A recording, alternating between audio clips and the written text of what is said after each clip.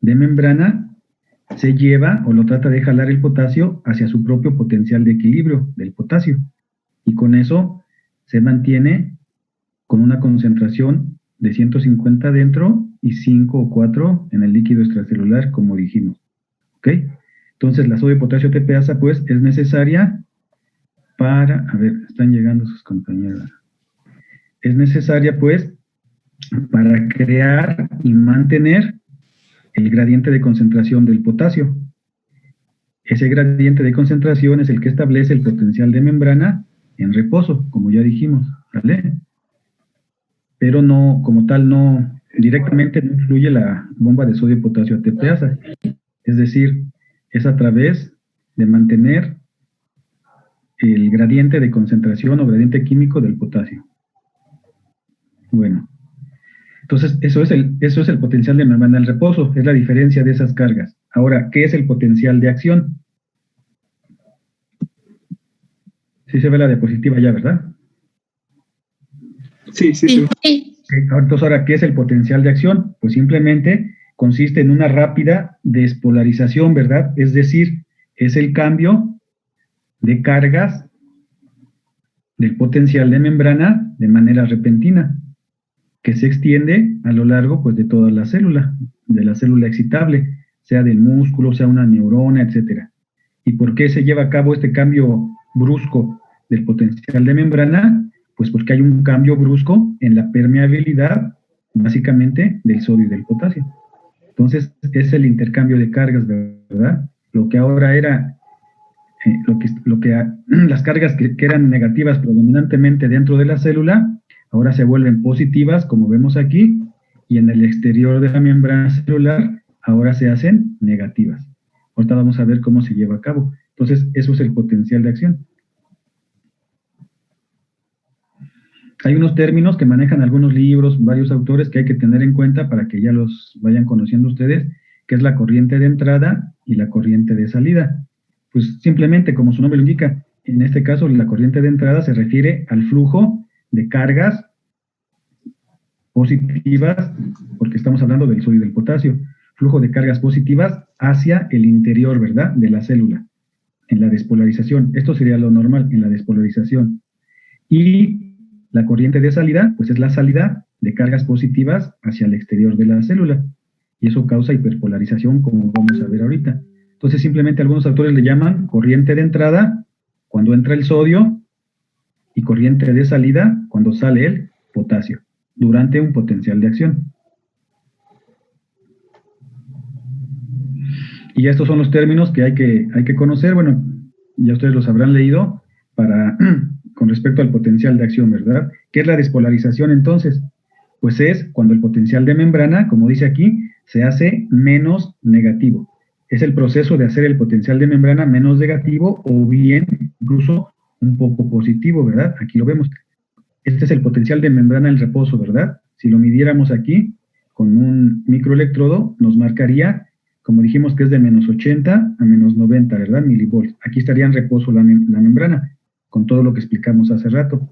Entonces, la despolarización consiste en que este potencial de membrana, que era de menos 90 o menos 80, se va haciendo cada vez más que, bueno, cada vez menos que...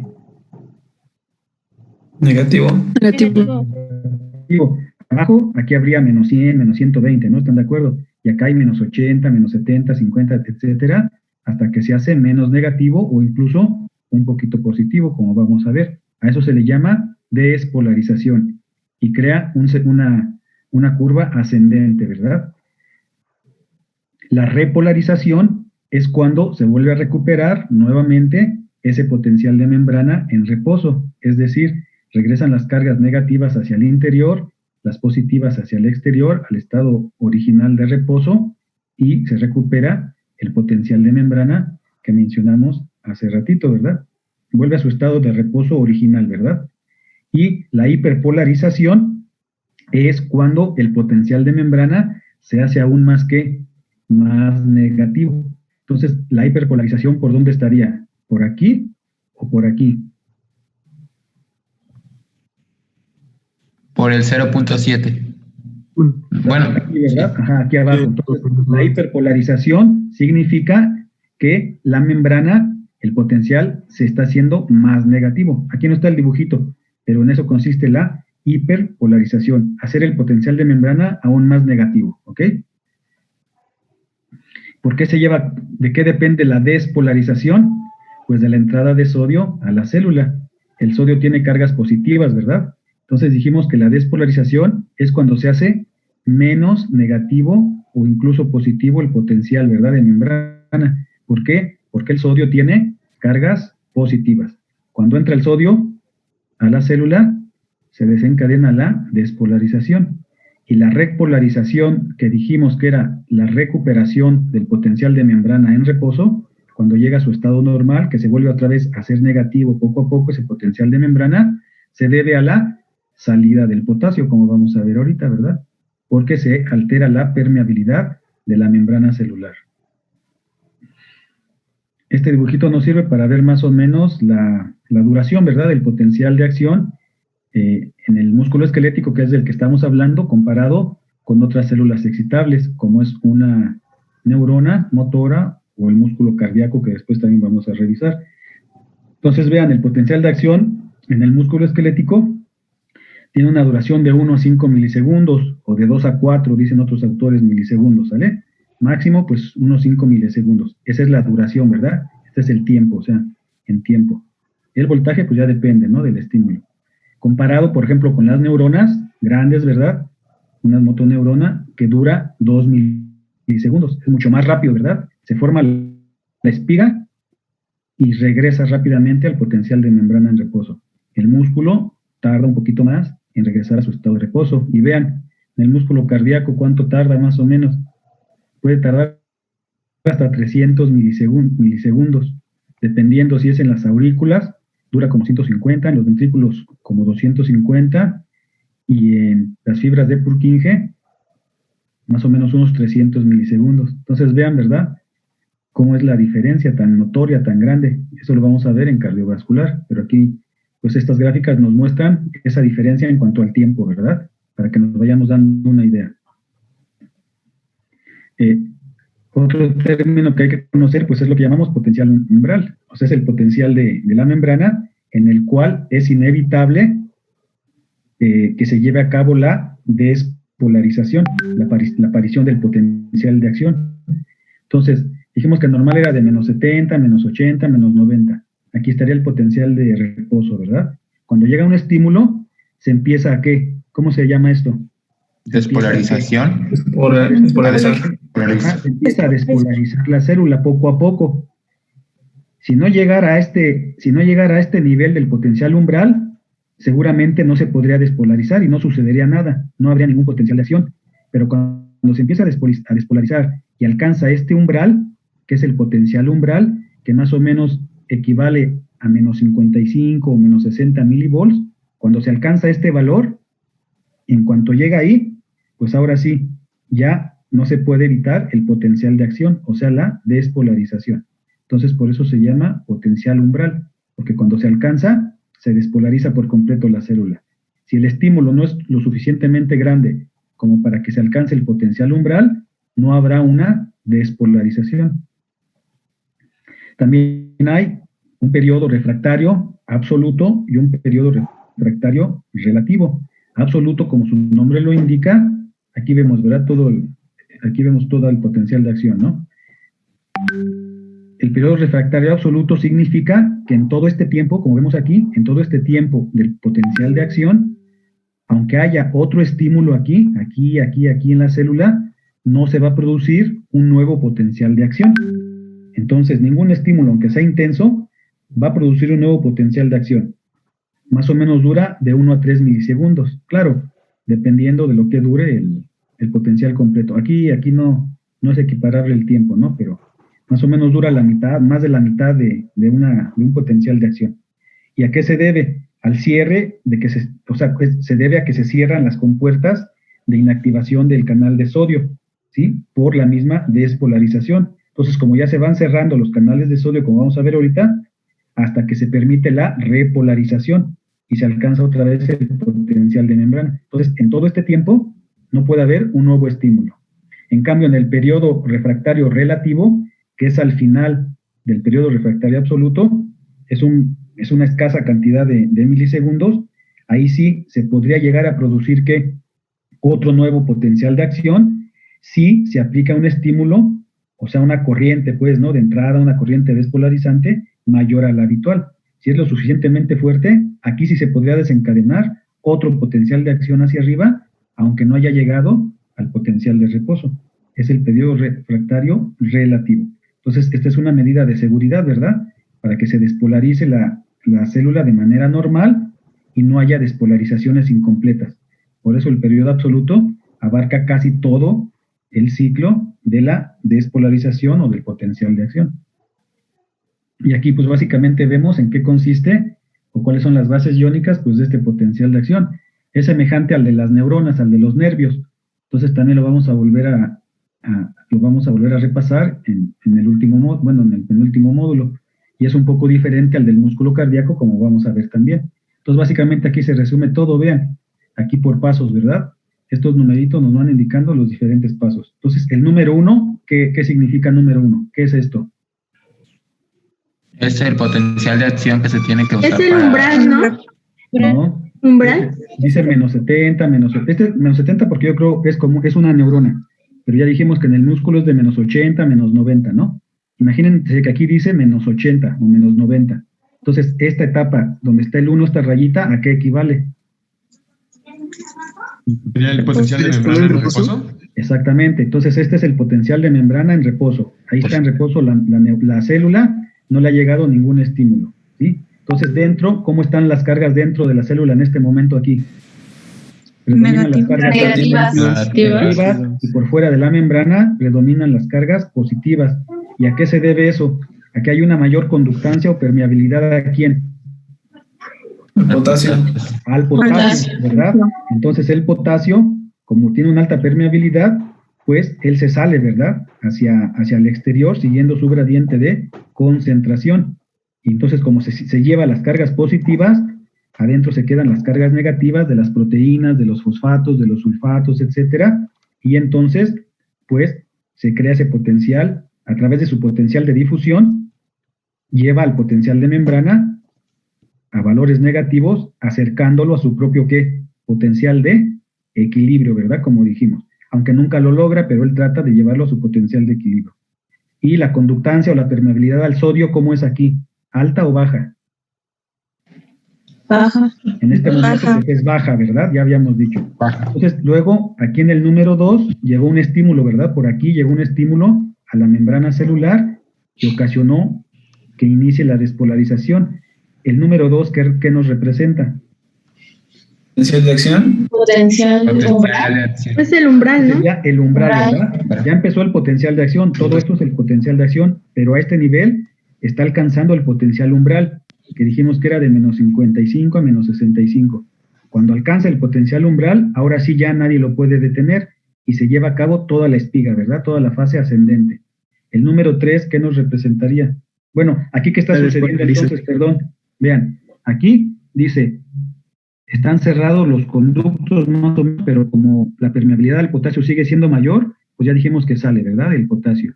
Pero ya aquí, cuando atravesamos el potencial umbral, ahora sí, ¿qué sucede aquí en el número 3? ¿Por qué sigue subiendo tanto? Porque se abren los... Por la abertura de los canales de conductos de sodio. De sodio. Que normalmente dijimos que son menos y que están cerrados casi siempre, ¿verdad? Comparados con el potasio. Pero cuando ya se alcanza la despolarización, se abren estos conductos de sodio y eso es lo que permite, pues, que entre, ¿qué? Perdón. Sodio. Que entre mucha cantidad de sodio, ¿verdad? Y genera, pues, toda la despolarización. Despolarización. Exactamente. Se abren cada vez más conductos de sodio, como dice aquí, y persiste esa entrada de sodio. El sodio, ¿qué lleva hacia adentro? ¿Cargas qué? Positivas, ¿verdad? Dentro de la célula. Por eso el potencial de membrana se va haciendo cada vez menos negativo, hasta que se hace positivo y se invierten las cargas dentro y fuera, como ya vimos, ¿verdad? Entonces se incrementa muy rápido el potencial de membrana. Y luego aquí en el número 4, pues ya se despolariza, ¿verdad? Por completo. Esto se llama el cenit o el nadir, ¿verdad? O sea, el punto más alto del potencial de acción. y el sodio, ¿a dónde trata de llevar ese potencial de acción? Bueno, ese potencial de membrana que ya se alteró, ¿hacia dónde lo quiere llevar? ¿Hacia su propio qué? Potencial de equilibrio. Muy bien, hacia su propio potencial de equilibrio. ¿De cuánto era el potencial de equilibrio del sodio? Como de 56, creo. Dijimos de más 60 o más 65, ¿verdad? Más o menos. Entonces, vean, él trata de llevarlo, pero no lo logra, porque máximo llega a un valor de más 30, ¿verdad? Más o menos, más 30 milivolts. Él quisiera llevarlo hasta más 60, pero no lo logra, porque pues, hasta ese es el límite, ¿verdad? Más o menos fisiológico de la punta de esta despolarización. ¿Ok? Entonces, pues ya se hace un poco positivo ese potencial y pues está el máximo de canales abiertos, ¿verdad? En ese momento. Pero cuando ya se llega a este nivel, pues es el punto máximo. ¿Qué sucede enseguidita? ¿Qué empieza a suceder? ¿Qué dice aquí arriba? La repolarización.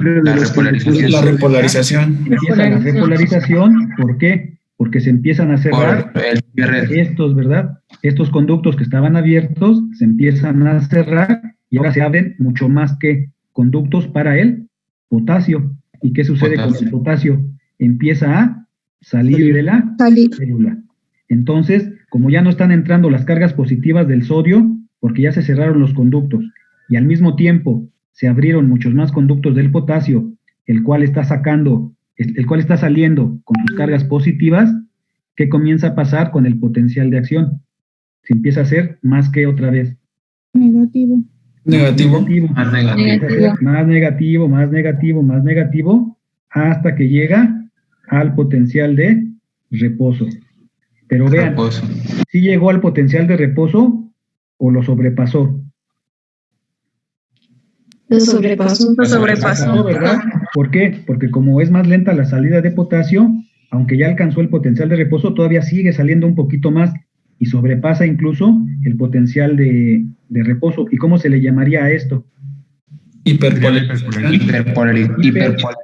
Sí, sería una hiperpolarización, ¿verdad? Se le llama undershot, hiperpolarización o potencial hiperpolarizante, igual en las neuronas.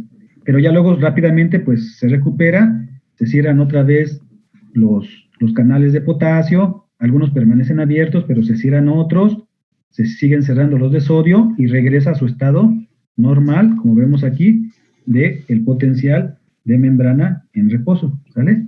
Y aquí vendría otra vez otro estímulo, otra despolarización y así sucesivamente. Hay también, pues, gracias a esta, ¿cómo se llama? A que ya se llevó a cabo la despolarización, pues se presenta lo que se conoce como respuesta de todo o nada. Significa, pues lo que dice ahí, ¿verdad? Básicamente, que un potencial de acción se produce o no se produce, como vimos. Si no alcanza el potencial umbral, no se va a producir, ¿verdad? Pero una vez que alcanza el potencial umbral, se despolariza y ya no se puede detener. Y a esto se le llama respuesta de todo o nada. Ya es inevitable, ¿verdad? Cuando alcanza el umbral cuando alcanza el potencial umbral, ¿verdad?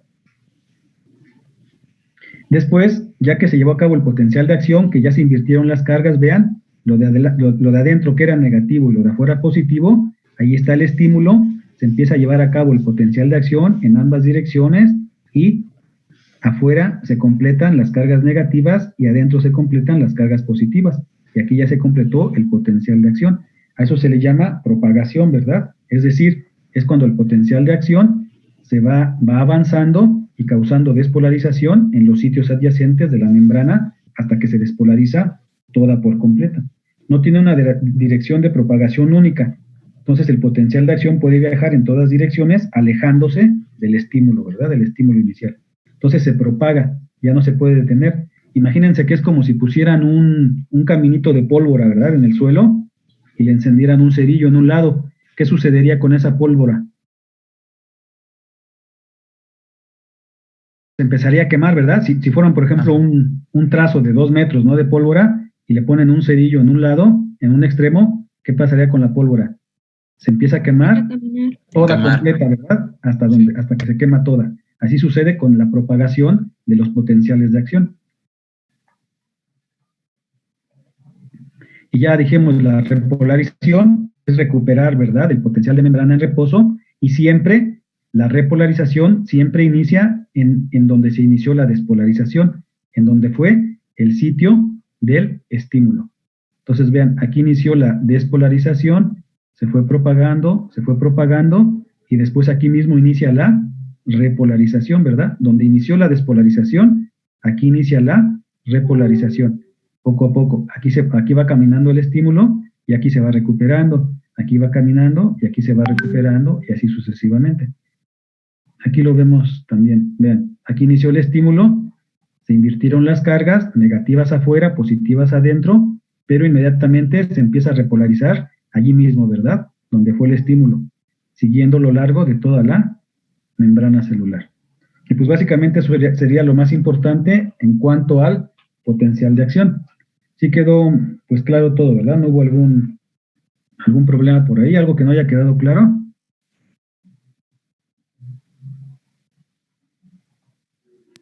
Creo que no. ¿Todo bien? Bueno, entonces repasen todos los términos, todos los que acabamos de mencionar aquí, para que eso ya debe de quedar bien claro, ya no se les debe confundir nada de esto, ¿ok? Bueno, con esto terminamos lo de el potencial de acción.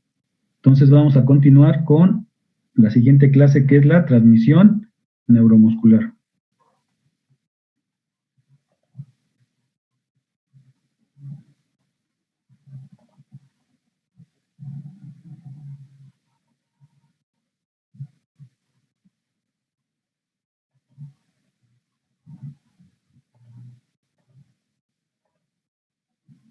Ahí está. ¿Ya se ve la nueva diapositiva? Ya. Ok.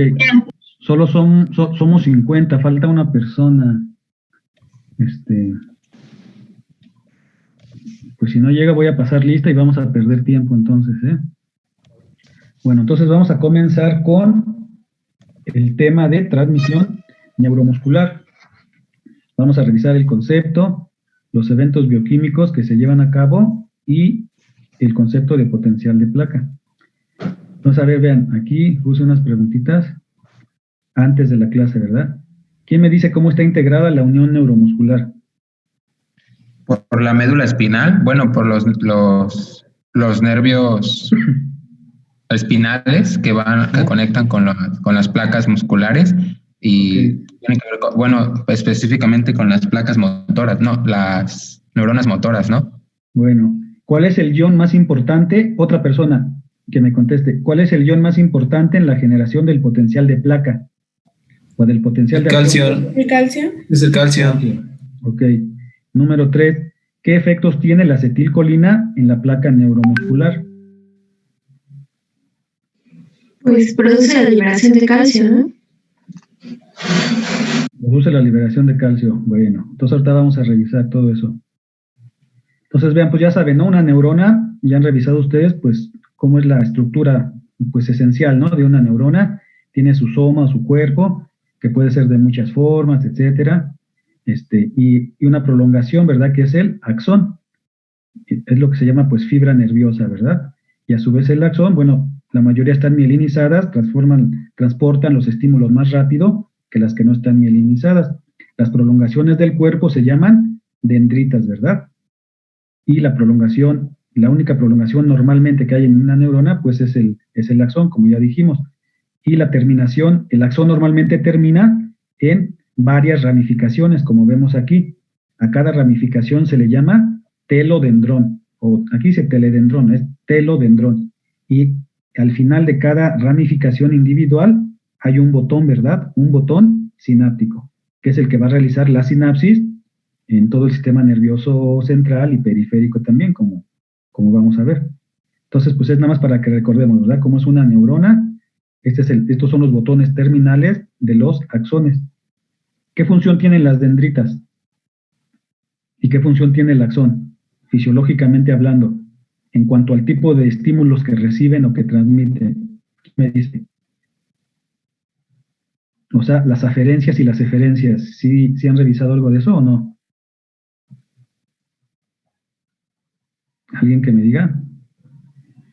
Bueno, ya después lo vamos a ver en nervioso, pero las dendritas sobre todo se encargan de recibir la información, ¿verdad? Y el axón la transmite. Entonces, Una tiene sentido centrípeto y otro sentido centrífugo, etcétera. Bueno, eso ahorita no es tan importante. Nada más quería recordar la estructura de una neurona, que es lo que vamos a ver ahorita, que son las neuronas motoras, ¿verdad? Como ustedes ya sabrán también, pues la médula espinal en un corte transversal se ve esta imagen, ¿verdad? Todo esto que está aquí por fuera es la sustancia ¿qué? Esto que estoy señalando, ¿es la sustancia qué? Sustancia negra. Este es un corte transversal de la médula espinal, ¿verdad? Así se ve, tiene forma de mariposa en el centro, rodeada de esto. Esto que estoy señalando afuera, ¿cómo se llama? Sustancia gris. Sustancia gris. Esta es la sustancia blanca, y la sustancia gris es ¿Esta esto del de medio? medio, que tiene forma como de mariposa, ¿sale? ¿Por qué se llama sustancia gris? ¿Cómo está formada esta sustancia gris? ¿De qué está formada? De neuronas, ¿no? De somitas. O sea, de los cuerpos, ¿verdad? De los cuerpos de las neuronas. Aquí están los núcleos de las neuronas, etcétera. ¿Y la sustancia blanca está formada de qué? Axones. De los axones, ¿verdad? De las fibras nerviosas, muy bien. Incluso la sustancia blanca pues se divide en un cordón lateral, un cordón posterior y un cordón anterior, que es por donde viaja todas las aferencias, toda la sensibilidad, ¿verdad? Va viajando por toda la médula espinal. Este transporta la sensibilidad, se integra, ya sea en la misma médula, en el tallo cerebral o en el encéfalo. Ahí se integran las respuestas y envía de regreso el cerebro o el encéfalo una respuesta que ahora va a llegar y va a llegar hasta, sobre todo, la parte anterior de la sustancia gris. Entonces, esta sustancia gris también se divide, ¿verdad? En unas astas que, ¿cuáles serían las astas que? Anteriores y posteriores. Anteriores. Estas son las posteriores, ¿verdad? Porque esto es lo dorsal. Estas serían las astas posteriores. Estas serían las astas anteriores de la sustancia gris. Y a los lados están las astas laterales o intermediolaterales, ¿sí? Son los tres segmentos de la sustancia gris. Astas posteriores, astas anteriores y astas laterales. Ahora bien, nos quedan 10 minutos. ¿Qué tipo de información llega a las astas posteriores? Sensitiva. Toda la información sensitiva, ¿verdad? Entra desde la periferia, llega por las raíces posteriores, por los nervios espinales, por las raíces posteriores hasta las astas posteriores. Aquí puede ser que le envíen información directamente a las astas laterales o que llegue a otros niveles superiores para que se integre, ¿verdad? Y después las respuestas motoras, ¿por dónde salen? Por las astas. Por las astas anteriores salen las respuestas motoras, ¿sale? Y en las astas laterales se lleva a cabo la integración visceral, ¿sí? De las vísceras del sistema nervioso autónomo. Eso ya después es nada más para ubicarnos, ¿ok? Entonces aquí entran los estímulos sensitivos y por el asta anterior salen las respuestas motoras que ya se integraron a lo largo de la misma médula, en el tallo o en el encéfalo, ¿ok? Entonces vean, aquí está, bueno, este es el ganglio, etcétera. Entonces vean, en las astas anteriores, sobre todo allí, se localizan los cuerpos de ¿quiénes? De las neuronas, ¿de qué tipo? ¿Sensitivas o motoras? Motoras. Motoras. Y dijimos que por las astas posteriores entra la pura información Sensitiva. Sensitiva. En las astas anteriores sale ya la respuesta motora. Entonces aquí viven, ¿verdad? Aquí están localizados los cuerpos de las neuronas motoras, en las astas anteriores de la sustancia gris de la médula, ¿ok? Hay miles, ¿verdad? Miles y millones de neuronas, ¿ok? Pero estas neuronas motoras son casi lo doble, o al menos un 50% más grandes que el resto de las neuronas que andan por aquí, ¿verdad? Que el resto de las neuronas sensitivas o viscerales que andan aquí. Estas son más grandes, las neuronas motoras, son las que están aquí en las astas anteriores, y por eso se llaman motoneuronas anteriores o simplemente motoneuronas. ¿Por qué? Pues porque ya sabemos que están en las astas anteriores, ¿ok? Aquí lo que nos muestra el dibujo es que también tiene una distribución, ¿verdad? Cada núcleo, aquí se forman núcleos, ¿verdad? De cuerpos celulares. Hay núcleos anteriores, medios y posteriores, etcétera. Cada núcleo de estas neuronas motoras tiene una función. Por ejemplo, en la parte posterior de la misma asta anterior, ahí se localizan los núcleos motores que controlan a los músculos flexores. Y en la parte anterior de la asta anterior se localizan los núcleos de las neuronas motoras que controlan los músculos extensores, por ejemplo, ¿vale? Por eso está aquí este dibujito. Y también aquí dice, ¿verdad? Músculos distales más hacia afuera en la parte lateral, músculos proximales más hacia la línea media, y ya casi en el centro, las neuronas que controlan los músculos axiales, o sea, del tronco, por ejemplo, ¿sale? Eso es nada más como un recordatorio que después lo vamos a ver en el sistema nervioso. Y aquí vemos, ¿verdad?, que también hay una distribución somatotópica aquí. Entonces, vean, las neuronas de fuera controlan más o menos los músculos de las extremidades, ¿verdad?, de la mano, del antebrazo. Conforme se van acercando para acá, ya controlan los músculos del tronco. Y también, ¿verdad?, las neuronas que ya, bueno, esto es a nivel cervical, ¿verdad?, las neuronas a nivel cervical controlan las extremidades superiores, músculos del cuello, etcétera. Y ya a nivel lumbosacro, ya más abajo, a lo largo de la columna vertebral, pues también se dividen así. Las más externas controlan los movimientos del pie, las del medio, los de la pierna, del muslo, y ya las que están cerca de la línea media, esas motoneuronas controlan los músculos, pues de la cintura pélvica, del tronco, etcétera, ¿sale? Es nada más para recordar esta distribución, después lo vamos a revisar bien. Entonces, estas motoneuronas que viven en donde, que sus cuerpos están en el asta anterior, pueden ser básicamente de dos tipos: motoneuronas alfa, aquí las vemos, y motoneuronas gamma. Reciben ese nombre, bueno, tienen un nombre diferente porque cada una tiene una función diferente. Vean, ¿qué es esto que está aquí, en este dibujito? ¿Qué son estas? Esto que se ve aquí, ¿qué son? Fibras musculares. Las miofibrillas. Fibras musculares, ¿verdad? O sea, es toda la célula, ¿verdad? Adentro están las miofibrillas. Aquí tiene su núcleo, ¿no? Esta es una fibra muscular, una célula. Y aquí, esto que se ve aquí, ¿qué es? ¿Quién me dice? Esta estructura que se ve medio rara, ¿cómo se le llama a eso? Bueno, perdón, estas fibras, que ya me dijeron ustedes, son las fibras normales, se llaman fibras extrafusales. Esto, son fibras extrafusales. O sea, son las fibras que ya estuvimos revisando, las fibras normales, ¿verdad?, del músculo esquelético. Y estas que están aquí adentro se llaman fibras intrafusales, pero también siguen siendo de músculo esquelético. Entonces, quiere decir que las neuronas motoras alfa, como ven aquí en el dibujito, inervan ¿a cuáles fibras? ¿A las intrafusales o a las extrafusales? Extrafusales. A las extrafusales.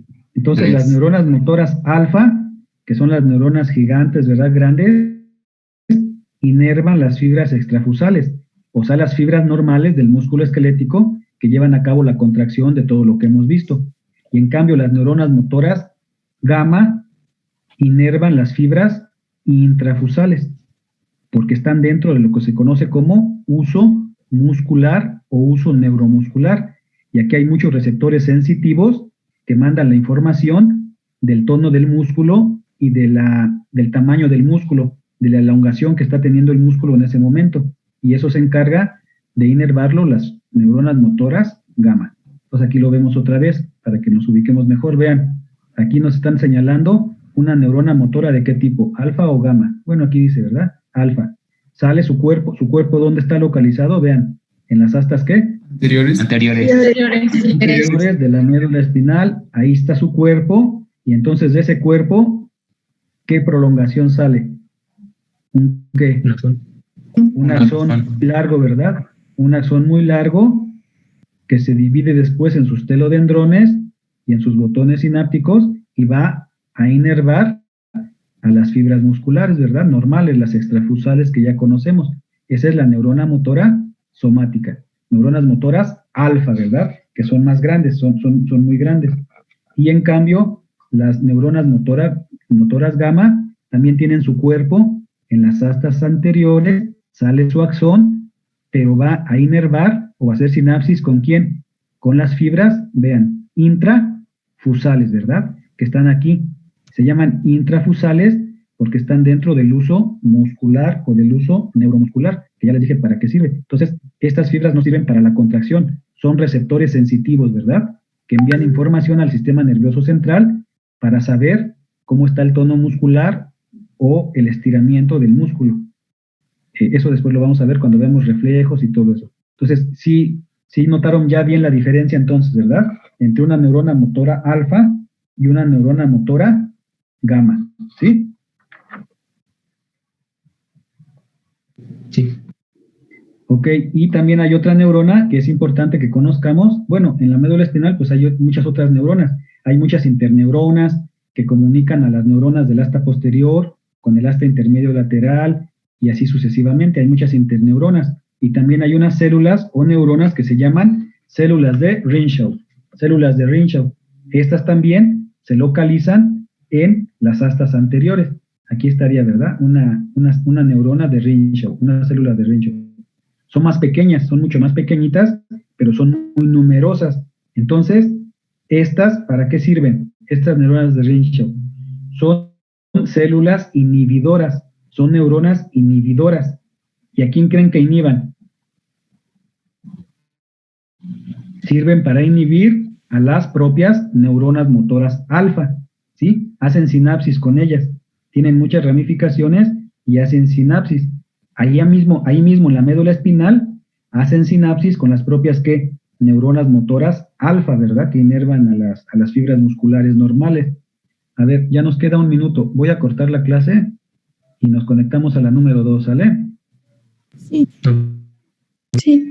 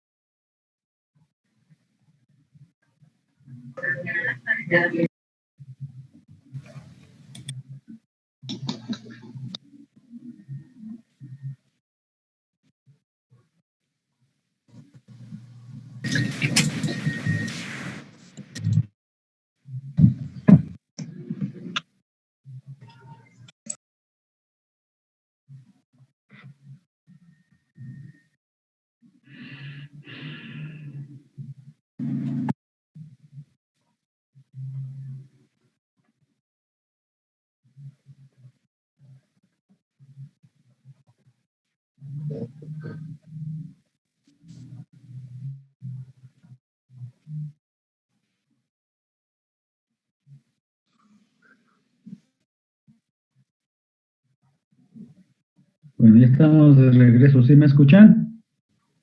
Sí, profe. Estas neuronas pequeñitas que se llaman células de Renshaw hacen sinapsis localmente con las neuronas motoras alfa y son inhibidoras.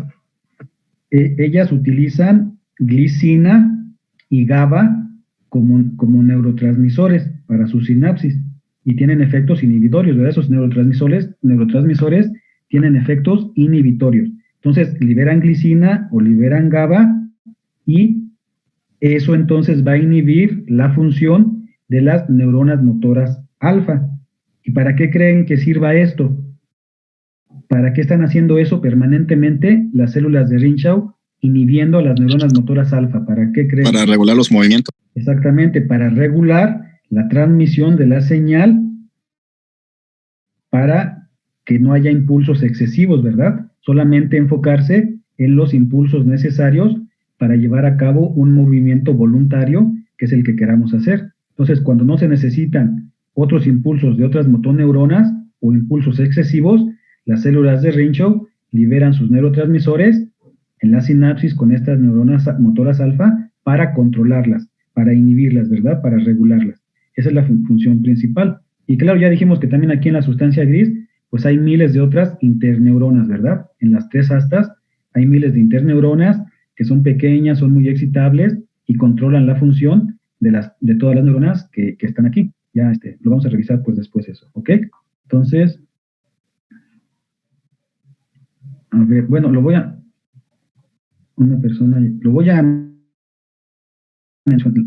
pasar esto de la unidad motora pero voy a regresar con ciertas particularidades que tienen las neuronas motoras alfa, ¿ok?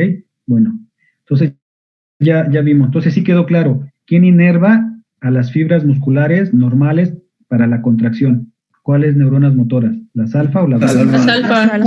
Alfa. Ok. Entonces, a la neurona motora alfa, que sale, ¿verdad?, de las astas anteriores de la médula espinal y que llega para hacer sinapsis con las fibras musculares que inerva, a eso se le llama unidad motora, ¿verdad? Unidad motora. Entonces ya dijimos, las neuronas motoras, cuando en su terminación se ramifican, ¿verdad?, para inervar a todas las fibras extrafusales, o sea, las fibras normales.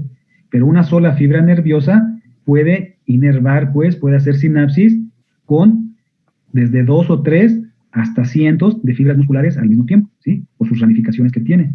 Entonces, a la unión, ¿verdad?, a la inervación, a la sinapsis de la neurona motora alfa con las fibras musculares que va a estar inervando, a eso se le llama unidad motora, ¿ok? Y aquí vemos un ejemplo. Aquí viene la neurona motora desde la médula espinal, aquí está dando sus ramificaciones, aquí está su botón terminal, aquí se va a liberar el neurotransmisor, y vean, ¿esta qué es? ¿Una qué? Cada estructura rosa es una qué? Una fibra muscular. Fibra muscular. Muscular, ¿verdad? Entonces, una misma neurona motora alfa puede inervar varias ¿qué? Fibras musculares. Varias fibras musculares al mismo tiempo, ¿verdad? Y a todo esto, a todas las fibras musculares y a la neurona motora que las está inervando, a todo eso se le llama ¿cómo? Unidad motora. ¿Vale? Esa es la unidad motora. Aquí lo vemos, ¿verdad? Cómo sale de la médula espinal, aquí está el cuerpo, sale su axón, aquí se ramifica y está inervando, este sería un fascículo, ¿verdad? Está inervando muchas fibras musculares al mismo tiempo. Y aquí vemos una fotografía, ¿verdad? Aquí se ven las terminaciones, los axones terminales, el botón sináptico o botón terminal y las fibras musculares. A esto se le llama unidad motora. Aquí lo vemos otra vez. La neurona con su axón está inervando. Aquí son dos, ¿verdad? Nos ponen dos ejemplos. Una neurona motora roja y una moradita. Cada una forma sus unidades ¿qué? Unidades motoras, ¿verdad? Aquí lo vemos otra vez. Es la motoneurona con su unidad motora. Aquí vemos dos neuronas formando dos unidades motoras, cada una con sus propias ¿qué? Fibras musculares que está inervando. ¿Sí queda claro? Sí. Aquí otra vez son dos neuronas. Bueno, aquí son tres, ¿verdad? Cada una con sus propias fibras que está inervando, formando cada una su propia ¿qué? Su propia unidad motora. Entonces, la unidad motora consta de una neurona motora somática y de las fibras musculares que está inervando. Entonces, un solo músculo, digamos, puede tener, un solo músculo solo tiene una unidad motora o puede tener muchas unidades motoras. Un músculo. Puede tener muchas. ¿Verdad? Dependiendo el tipo de músculo. Dependiendo del tipo de músculo. A ver, por ejemplo, si es un músculo grande, por ejemplo, un músculo de la pierna, el sartorio, el músculo psoas, o el bíceps, o el tríceps, etcétera. ¿Esos músculos creen que tengan muchas unidades motoras por cada fibra? Muchas. O sea, bueno, a ver, o dicho de otra forma, en esos músculos, ¿una sola neurona motora inerva muchas fibras o pocas fibras en esos músculos? Pocas fibras, ¿no? Fibras. Una sola neurona motora, por ejemplo, que inerva al tríceps o a un músculo grande de las extremidades, ¿inervará a muchas fibras? ¿Tendrá muchas unidades motoras o inervará a poquitas fibras nada más? Muchas. A muchas, ¿verdad? En cambio, por ejemplo, ahorita que estamos hablando, pues están funcionando nuestros músculos de la laringe, ¿verdad? Para poder hablar, para poder emitir la voz. Por ejemplo, ahorita los músculos de la laringe que estamos utilizando, ¿cuántas fibras tendrán por cada unidad motora más o menos? ¿Muchas o pocas? Muchas. ¿Qué creen que muchas? Porque cuando queremos mover un dedo para tocar un punto pequeño o escribir, ¿Creen que haya muchas fibras por cada unidad motora o pocas? Muchas. Pues es al revés, ¿verdad? O sea, ¿qué Pocas. significa? Que mientras más pequeño sea el músculo, menos unidades motoras va a tener. No Más bien tanto, menos ok, fibras, ¿no? sí, no tanto por lo pequeño, sino más bien por la función que tiene que llevar a cabo ese músculo, ¿sí? Entre más pocas fibras musculares estén asociados a una unidad motora, significa que el movimiento va a ser Sí. más que Más fino, sí, más sí. preciso, ¿verdad? Más fino, más preciso. Entonces quiere decir que, por ejemplo, nuestros músculos de la laringe que estamos ocupando, tal vez solamente tengan unas 2 o 3 fibras por cada unidad motora, ¿sí me explico? En cambio, por ejemplo, un músculo más grande, como el que les puse de ejemplo, pues va a tener muchas más fibras musculares inervadas por cada unidad motora, porque el movimiento pues no es fino, ¿verdad? Es nada más para una contracción fuerte o para caminar, etcétera, ¿sale? Por ejemplo, en los músculos en los músculos del ojo, por ejemplo, en el motor ocular externo, por decir algo, ¿cuántas fibras creen que inerve cada unidad motora para llevar a cabo el movimiento hacia afuera, ¿no? De los ojos. ¿Muchas o pocas? Pocas también, unas 5 fibras nada más por cada unidad motora. ¿Por qué? Porque deben ser movimientos muy precisos, ¿verdad? Muy precisos. En cambio, por ejemplo, en los músculos, incluso los músculos de la cabeza también, por ejemplo, o músculos de los brazos, pues ahí hay hay más fibras inervadas por cada unidad motora. Sí quedó clara la comparación, ¿verdad? Sí. Ahora bien, rápidamente, para ya no tardarnos tanto, lo que les decía hace rato, las neuronas motoras alfa también pueden ser de 2 tipos, eso no lo mencioné, pueden ser unas que son más grandes, unas que son pequeñas y otras que son intermedias en cuanto a su tamaño, a su diámetro, etcétera. ¿Por qué? Porque tienen diferente función y forman diferentes unidades motoras. Entonces, las neuronas motoras alfa, que son las más grandes, también se llaman motoneuronas alfa fásicas, con F, fásicas, son las más grandes. Entonces, quiere decir que la velocidad de conducción de sus potenciales de acción son rápidas, ¿verdad? Y generan, pues, o participan en la generación de mucha fuerza, ¿verdad? Para esfuerzos intensos, pero de corta duración. ¿Por qué? Porque se fatigan con facilidad, ¿verdad? Entonces, estas neuronas motoras alfa grandes o fásicas, inervan fibras musculares que tienen que contraerse rápidamente y con fuerza elevada, pero solamente por periodos cortos, ya que son fatigables, ¿sale? Entonces, incluso son fibras blancas, se les conoce como fibras blancas a esas fibras musculares, porque tienen menos globina comparadas con las otras que vamos a mencionar ahorita. Entonces, sus unidades motoras que forman estas neuronas motoras alfas grandes, ¿cómo serán? ¿Unidades motoras que rápidas o lentas? ¿Rápidas? Rápidas, ¿verdad? Por lo que acabo de decir. Entonces, hay también unidades motoras rápidas que están formadas por las neuronas motoras alfa grandes, ¿verdad? El otro tipo de neuronas motoras, pues son pequeñas, ¿verdad? Lo contrario, son pequeñas y se llaman neuronas motoras alfa tónicas, con T, tónicas. ¿Por qué? Porque su umbral es más bajo para la estimulación y entonces conducen potenciales de acción a una menor velocidad y van a inervar fibras musculares que se van a contraer más lentamente y también pues va a disminuir su fuerza, ¿verdad? Aunque, a diferencia de las otras, ¿cómo creen que sea su resistencia a la fatiga? Es mayor. Larga duración. La resistencia es mayor. Ajá, son más resistentes a la fatiga. Son las que se conocen como fibras musculares rojas, ya que tienen mucha más mioglobina, captan más oxígeno, etcétera, y se adaptan a trabajos, a generar fuerza de mayor duración, ¿verdad? Como mantener la postura, por ejemplo. Entonces, estas neuronas pequeñas forman unidades motoras lentas, ¿verdad? Lentas. Y son de mayor tamaño y tienen menos fibras. Y también puede haber neuronas motoras de tamaño intermedio, que entonces van a formar unidades motoras ¿de qué tipo? Pues intermedias, ¿verdad? Son más o menos rápidas y más o menos resistentes a la fatiga. Entonces comparten características las fibras musculares que inervan con las fibras, con las lentas y con las rápidas que acabamos de mencionar, ¿sale? Así más o menos es como se podrían también clasificar.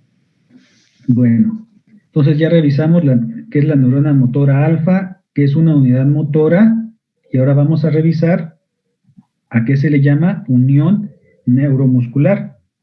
Pues, ¿qué creen que signifique o a qué creen que se le llame unión neuromuscular? De acuerdo a lo que estamos revisando. ¿Cuál será la unión neuromuscular? La unión entre una neurona. Pues es lo que dice ahí, ¿verdad? Es la unión exacta, ¿verdad? Es el sitio exacto en el cual la neurona motora alfa inerva a la fibra muscular. Es la sinapsis, ¿verdad? Que ocurre entre la motoneurona alfa y la fibra muscular. A eso se le llama unión neuromuscular. Es la sinapsis. Ya sabemos, ¿verdad? Que ¿qué son las sinapsis? ¿A qué se le llama sinapsis?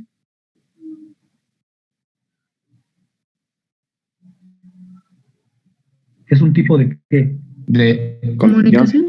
De comunicación, ¿verdad? Muy bien. Es un tipo, así como nosotros estamos ahorita hablando, nos estamos comunicando. ¿Cuál es la forma en que las neuronas se comunican? A través de por medio de sinapsis, ¿verdad? Y en este caso se está comunicando ¿una qué? Una neurona ¿con qué? ¿Con quién? Con una fibra muscular. Fibra muscular. Fibra muscular, pero también están formando una sinapsis. ¿Por qué? Porque la neurona va a liberar su neurotransmisor, ¿verdad? Que es, digamos, es el lenguaje que ellas utilizan. Cuando liberan ese neurotransmisor químico, va a actuar sobre la fibra muscular o sobre la célula diana que sea, ¿verdad? De la que se trate, para llevar a cabo una respuesta, ¿verdad? Entonces, a eso se le llama sinapsis. Entonces, la sinapsis entre la neurona motora alfa y la fibra muscular que forman parte de la unidad motora, a eso se le llama unión neuromuscular. Entonces, por lógica, la unión neuromuscular va a tener un componente ¿qué? Un componente nervioso, o sea, la propia neurona, que incluye, ya dijimos, las ramas del axón y los botones terminales, ¿verdad? Que ya revisamos. Ese es el componente nervioso. ¿Y cuál va a ser el componente muscular de esa sinapsis? La fibra muscular. Va a ser exactamente la superficie, ¿verdad? La superficie, o sea, la membrana celular, perdón, de la fibra muscular. ¿Sí queda claro? Y precisamente a ese componente muscular, es decir, al sarcolema, a la membrana celular, es a lo que se le conoce como placa motora terminal. Forma parte de la misma unión neuromuscular, pero específicamente la placa motora terminal es esa porción especializada del sarcolema de una fibra muscular que rodea a todo el extremo de ¿quién? Pues del botón terminal, ¿verdad? A eso se le conoce como placa motora terminal. Y ya la unión neuromuscular como tal en sí, pues es toda la sinapsis que se está llevando a cabo entre la neurona y la fibra muscular. ¿Sí queda claro hasta ahí, verdad? Sí. Entonces vean, aquí ya nada más es una parte del axón terminal de la neurona motora. Aquí está su botón terminal, aquí se ve más grande este detalle, y entonces, ¿cómo se le llama a todo esto? Unión neuromuscular. Unión muscular. Neuromuscular. Unión neuromuscular. ¿Y cuál sería la placa motora terminal? ¿Esta parte de aquí o esta parte de aquí? La parte que está la de abajo. ¿Lo que señalé aquí primero o lo que estoy señalando ahorita? No, que está señalando ahorita. Que está señalando ahorita.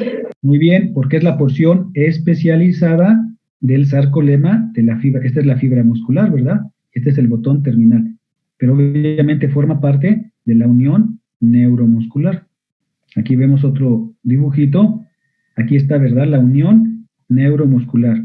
Esta ya es una miofibrilla. Y aquí está la terminación. Esta es una de las terminaciones del axón. Aquí está el botón terminal que está haciendo sinapsis. Aunque aquí nos pusieron nada más directamente una miofibrilla. Si recuerdan, ¿quién envuelve a los axones de las neuronas normalmente? ¿Quién las envuelve? Otras células que se llaman como La mielina. Células de Schwann. Células de Schwann, ¿verdad? Exactamente. Nada más que la mielina la pierde antes, ¿verdad? Antes de llegar al botón terminal, pierde su mielina para que ya puedan liberarse los neurotransmisores sin ningún problema. Entonces aquí vemos otra unión neuromuscular. Vean, esta es la prolongación axónica, ¿verdad? ¿Sí lo notan? Son las prolongaciones axónicas. Este es el botón sináptico y esta es la que... ¿Cómo se le llama esto? La fibra, la unión neuromuscular. unión neuromuscular. Esta es la unión neuromuscular.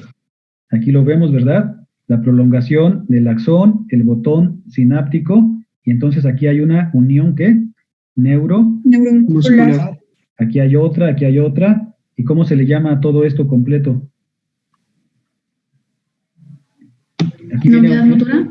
Aquí viene un axón, ¿verdad? Una terminación de una neurona motora. ¿Y cómo se le llama a todo este conjunto de fibras y de botones sinápticos? ¿Motora? ¿Unidad motora? Unidad motora, ¿verdad? Ok. Aquí hay otra imagen, vean, esta está muy bonita. Aquí viene, ¿verdad? Las prolongaciones de la neurona. Aquí están sus botones sinápticos. Y aquí está una unión, ¿qué? Unión neuromuscular. ¿Y qué es esto que nos señala las flechitas?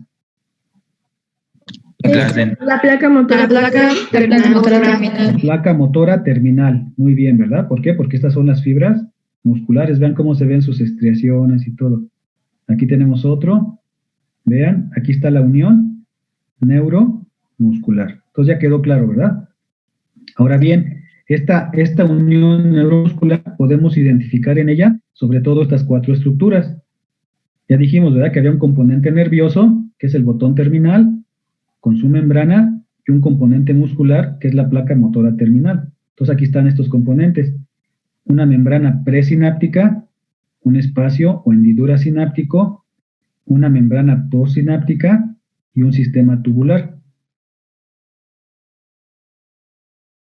La membrana presináptica, ¿a quién creen que corresponda?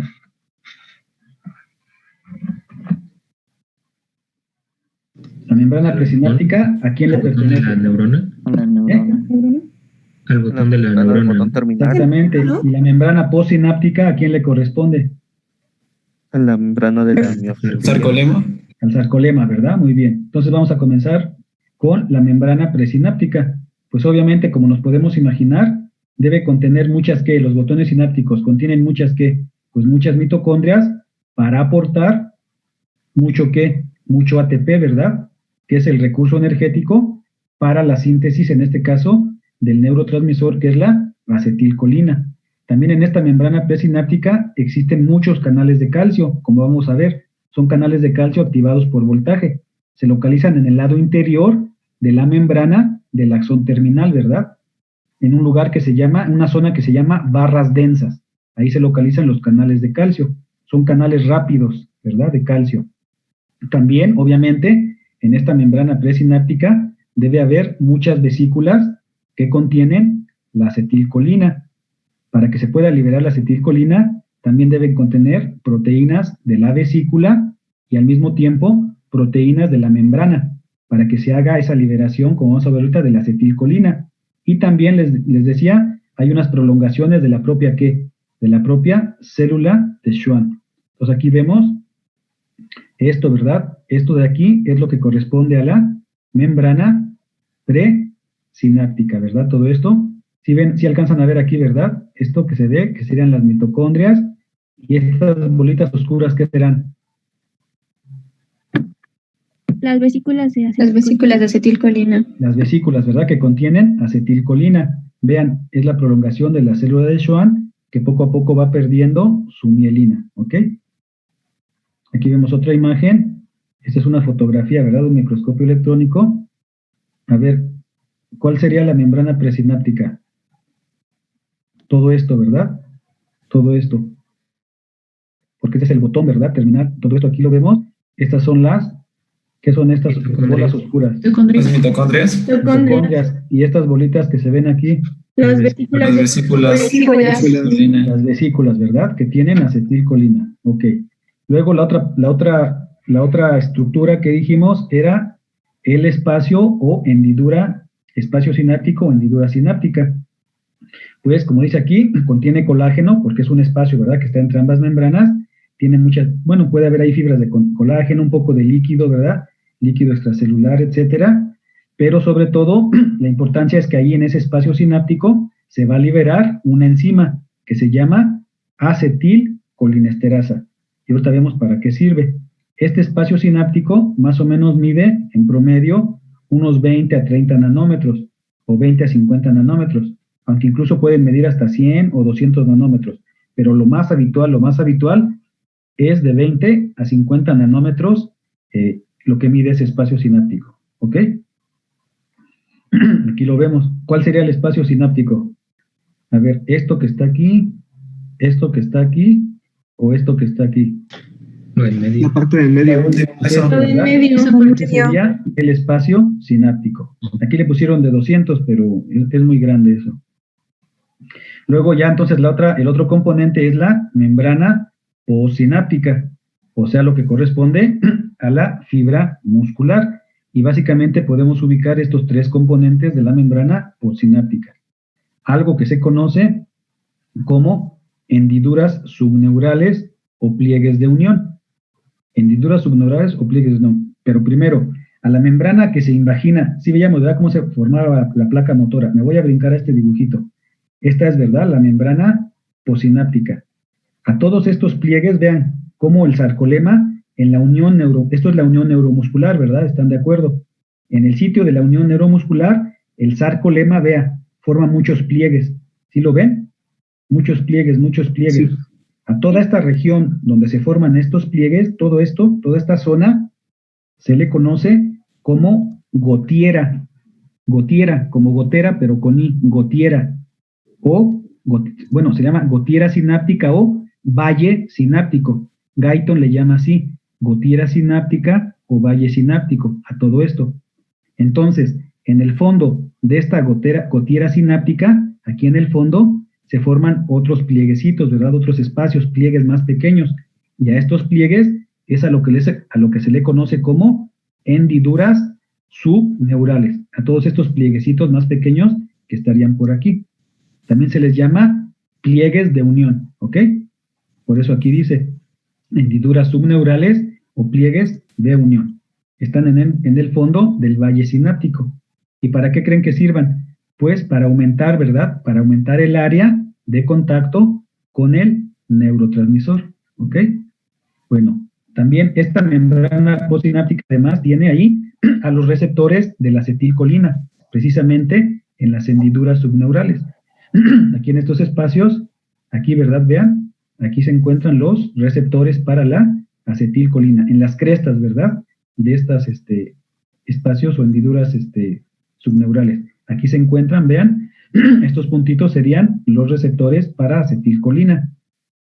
Y también en esta membrana postsináptica existen grandes concentraciones de esta enzima, acetilcolinesterasa, que básicamente se localiza en la membrana basal que rodea a la fibra muscular y se extiende pues hacia el espacio sináptico, ¿verdad? Estaría en la membrana basal, pero se extiende a todo este espacio sináptico.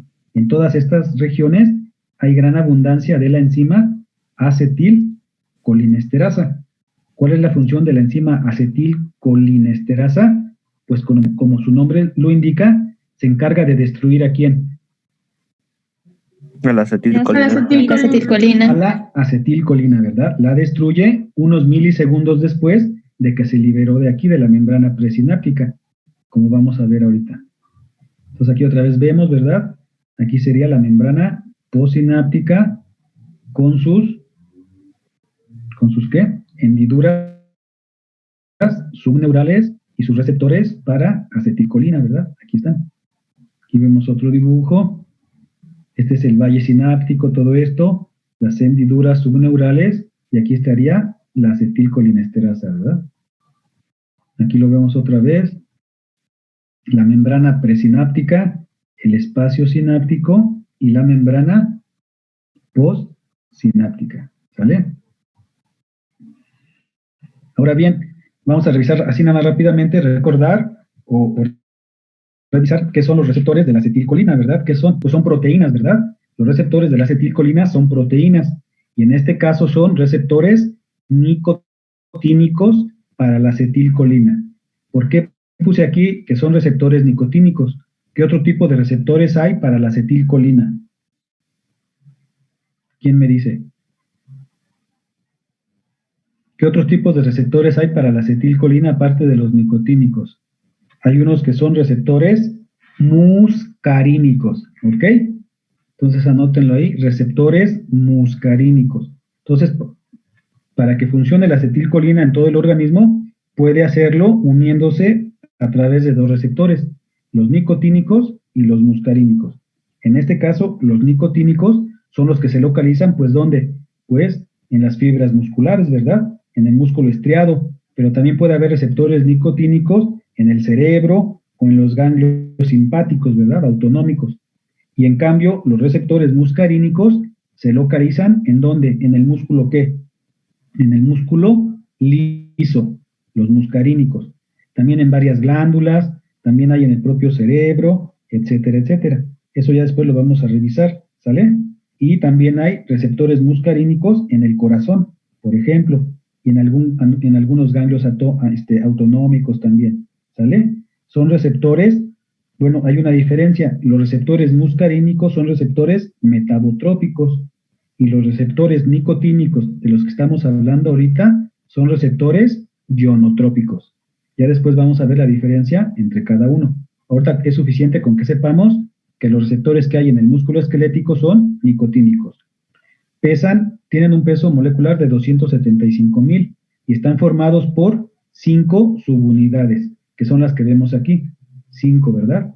Y hay 2 espacios o 2 sitios para que se unan con la acetilcolina. Y vean, hay cerca, nos quedan 10 minutos, hay cerca de 15 a 40 millones de estos receptores en cada placa terminal. Entonces, imagínense, es algo que ni siquiera nos podemos imaginar, ¿verdad? 15 a 40 millones de estos receptores en cada placa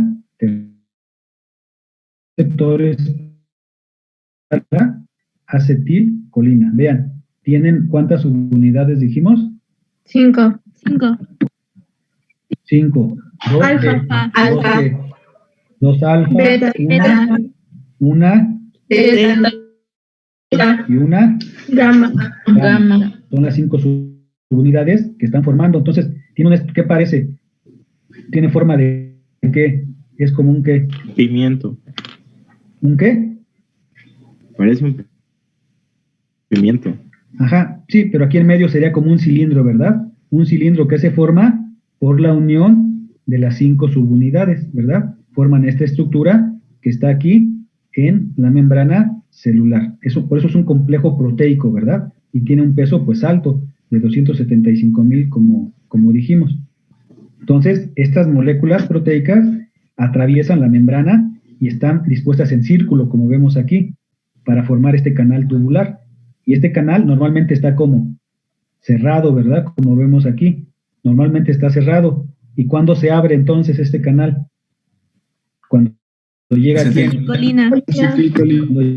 llega la acetilcolina, que se une. ¿Cuántos sitios de unión dijimos que tenía? 2 sitios, señor. 2, ¿verdad? Tiene 2 sitios de unión. Cuando se une la acetilcolina con estos 2 sitios de unión, hay una transformación de estas moléculas y se abre, ¿verdad? Se abre el túnel, el canal. Y entonces, este cambio de conformación activa el canal. Y ya el canal activado, pues ya va a permitir que entonces entren y salgan por ahí los iones. Vean, los azules son el sodio. Entonces, ¿qué pasa con el sodio cuando se activan estos canales?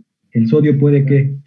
Puede entrar y el potasio puede incluso salir un poquito, ¿verdad? Se activan los canales de sodio y se activan los canales de potasio, ¿sale? Y pues ¿para qué? Para causar una despolarización, ¿sale?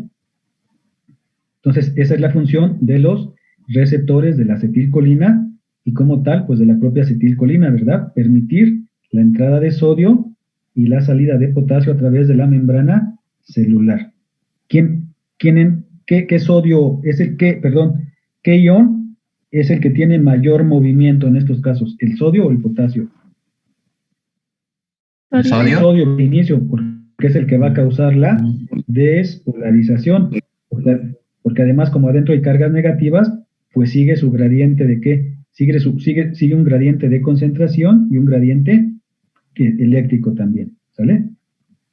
Aquí vemos otra vez otra imagen de los receptores de acetilcolina. Aquí están, con sus 5 subunidades, atravesando la membrana. Aquí los vemos otra vez. Aquí están cerrados, ¿verdad? Están cerrados, y cuando se unen ¿con quién? Con la acetilcolina, se abren y activan a los canales de sodio y de potasio para que haya un intercambio precisamente de esos iones y se lleve a cabo la despolarización, ¿ok? Ahora bien, ya dijimos que el neurotransmisor que se libera de la membrana presináptica pues es la acetilcolina. ¿De dónde proviene la acetilcolina? ¿Cómo se sintetiza la acetilcolina? ¿Quién me dice?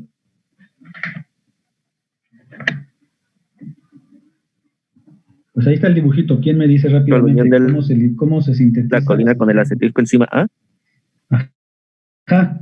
Entonces es la unión de la colina con la acetilcoenzima A. Primero el ATP, aquí no se ve, ¿verdad? Primero el ATP se une con el acetato y con la coenzima A. La unión, la activación del acetato y de la coenzima A con el ATP, pues nos forma precisamente la acetilcoenzima A, como ustedes recordarán.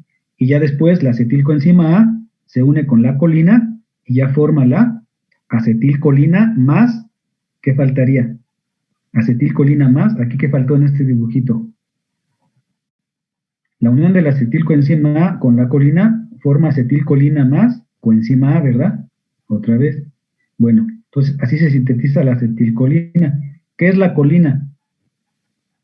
¿Qué es la colina? ¿Qué tipo de sustancia es la colina? ¿A qué grupo pertenece la colina? ¿Qué tipo de sustancia, de molécula es? ¿Es una enzima? ¿Es un proteína? ¿Es un nutriente? Es una vitamina. ¿Qué será? Pertenece al grupo de las vitaminas B, ¿verdad? Exactamente. Entonces son muchas, son sales, ¿verdad? Que se forman, contienen amonio, etcétera, y se forma en este caso la colina. Entonces, pues es un nutriente, ¿verdad? También forma parte de la, ¿cómo se llama? De otros fosfolípidos, ¿no? Como la fosfatidilcolina, por ejemplo, etcétera. La misma esfingomielina también tiene colina. Entonces lleva varias funciones la acetilcolina, pero en este caso que estamos hablando, pues es que se utiliza para síntesis de acetilcolina. Ya después, la acetilcolina, por efecto de ¿cuál enzima? De la acetilcolinesterasa que ya mencionamos, se desnaturaliza y se vuelve a convertir otra vez ¿en qué? En colina más acetato. Y esa colina que se obtuvo se vuelve a utilizar para volverla a reciclar y volver a formar otra vez acetilcolina, ¿sale? Aquí en esta diapositiva pues nada más le estoy señalando, ¿verdad? Para recordar rápidamente dónde se produce la acetilcolina. Primero el aparato de Golgi de la terminación nerviosa sintetiza las vesículas, ¿verdad? Ahí se sintetizan las vesículas. Luego estas se van transformando en el cuerpo, ¿verdad? De la motoneurona, son el soma. Ya después empiezan a avanzar de manera anterógrada y llegan a las terminaciones nerviosas. Esta es la cantidad de vesículas que existe por placa terminal más o menos. Y ya luego que se formaron estas vesículas, en el citoplasma de esa terminación nerviosa ya se sintetiza la acetilcolina, como vimos hace rato, y se guarda en esas vesículas. Más o menos existen unas 10.000 moléculas de acetilcolina en cada vesícula. Un 20% de esa acetilcolina puede estar libre en el propio exoplasma, en el líquido, ¿verdad? Y el 80% está dentro de las vesículas. Pero más o menos una quinta parte puede estar fuera, ¿verdad?, de las vesículas. Pero la mayoría está dentro de las vesículas. Y bueno, así es como se libera, ¿verdad?, la acetilcolina. Vean, esta es la terminación nerviosa, ¿verdad? Este es el botón sináptico y esta es la membrana postsináptica. Entonces, ¿qué sucede? Para que se pueda liberar la acetilcolina, pues obviamente debe de llegar por aquí un ¿qué? ¿Qué se debe de formar aquí? ¿Un qué? Potencial. Un potencial de acción. Aquí dice, ¿verdad, Pat? Potencial de acción transmembrana. Eso significa PAT. Entonces llega un potencial de acción aquí a la neurona, y cuando llega ese potencial de acción, al botón terminal, abre los canales de calcio. Si se acuerdan, ¿verdad? Que dijimos que estaban aquí los canales de calcio en la membrana del botón terminal, que eran sensibles a voltaje, si se acuerdan. Entonces, abre los canales de calcio, permite la entrada del calcio hacia el espacio intracelular, en este caso, de la terminación nerviosa, y se va a fusionar con, o permite más bien activa a las vesículas para que avancen y se fusionen con la membrana presináptica. Cuando se fusionan, se rompen y por medio de exocitosis se libera la acetilcolina hacia el espacio sináptico, hacia la hendidura sináptica. Ya después de que sucedió eso, hay aquí muchas otras proteínas de membrana. Entre ellas, una de las más importantes es la clatrina. Esta proteína, en cuanto se liberó la acetilcolina, se contrae, genera una contracción, vuelve a cerrar este poro que se abrió y la cierra para que se formen otra vez nuevas vesículas. Y así es como se lleva a cabo a grandes rasgos, la secreción de la acetilcolina. Entonces, ¿qué se requiere para que haya liberación de acetilcolina? ¿Liberación de qué? De calcio. De calcio. De calcio activado por un potencial de acción en la terminación nerviosa de la propia neurona, ¿vale? Esto es lo que habíamos mencionado, este es el ciclo de la acetilcolina, ya me voy a brincar hasta acá. Aquí vemos, ¿verdad? Se forma a partir de la coenzima A con el acetil, se forma la acetilcoenzima A, luego se une con la colina y ya se forma la acetilcolina, se guarda en las vesículas. Ya queda un minuto, voy a terminar la clase y nos seguimos con la otra, ¿sale? Sí, profe. Sí. Sí.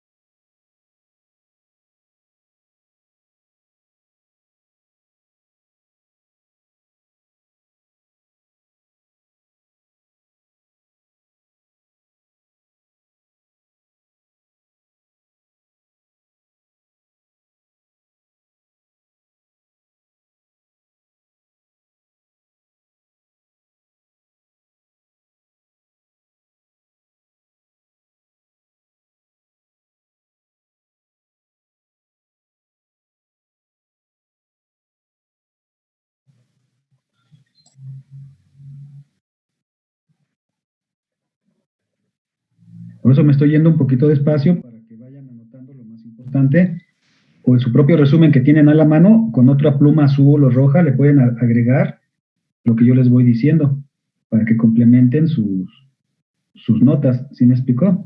Sí. Bueno.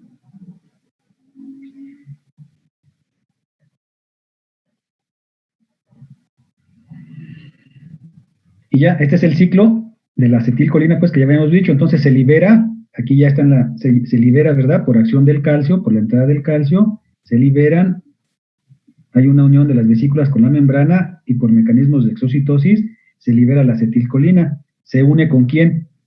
Con su receptor. ¿De qué tipo dijimos? ¿Nicotínico?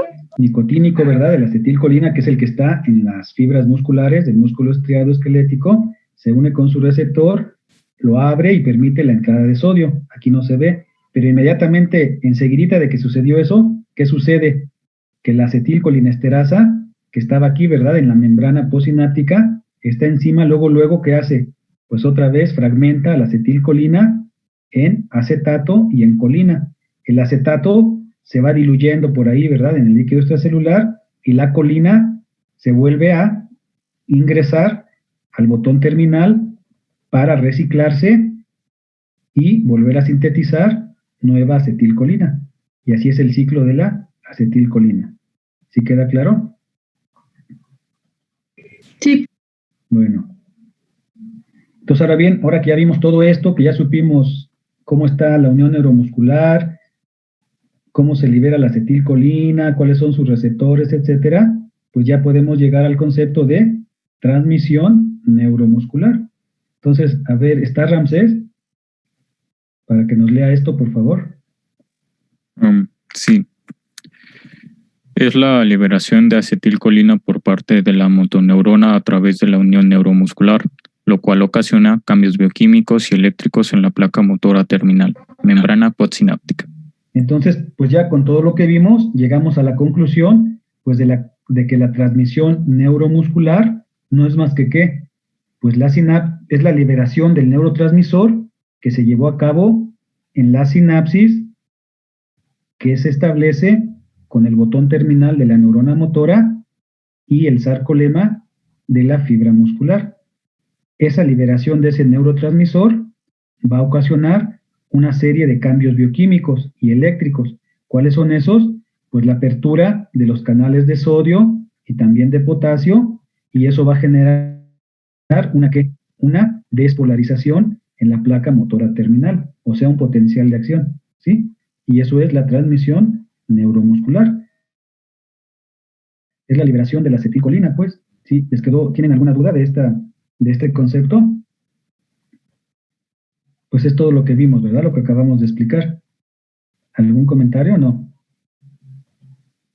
Y aquí pues lo vemos, ¿verdad? Entonces, en sí, pues todo lo que explicamos, al final a eso se le llama transmisión neuromuscular, o sea, la liberación de la acetilcolina que estaba en las vesículas a partir de la membrana presináptica, atraviesa la hendidura sináptica, se une con sus receptores nicotínicos y causa una serie de cambios bioquímicos y eléctricos, en este caso, la apertura de los canales de sodio y de potasio y por lo tanto un potencial de acción. ¿Sí queda claro? Eso es la transmisión neuromuscular. Aquí otra vez lo vemos, pues todo lo que ya estuvimos revisando, ¿verdad? La acetilcolina se une y eso genera la entrada de sodio y un potencial de acción en la fibra muscular. A ver, creo que esta es una animación.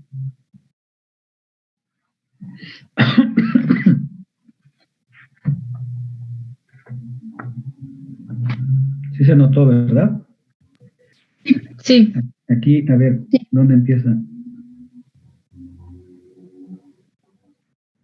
Aquí llega, ¿no? La despolarización, se fusionan las vesículas, se libera la acetilcolina, se une con sus receptores, abre los canales de sodio, entra, causa una despolarización, ¿verdad?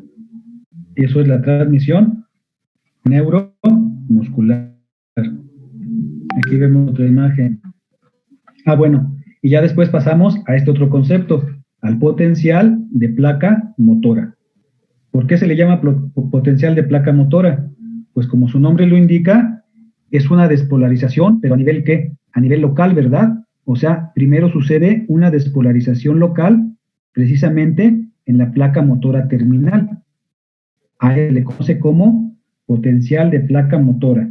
¿Es un potencial grande o pequeñito? ¿Cómo creen ustedes que sea? ¿Pequeño? Es un potencial de acción pequeñito, ¿verdad? No es tan fuerte. Vean, aquí está, ¿verdad? Aquí viene la liberación. Ya se detuvo, ¿verdad? Sí. Ahí está. Es el impulso nervioso. Se libera la acetilcolina y hay una despolarización, pero solamente ¿de qué tipo? Local, ¿verdad? Okay. Y a eso se le llama potencial de placa motora, porque es a nivel de la pura ¿qué? De la placa motora terminal que habíamos visto. ¿Sí recuerdan, verdad? Sí.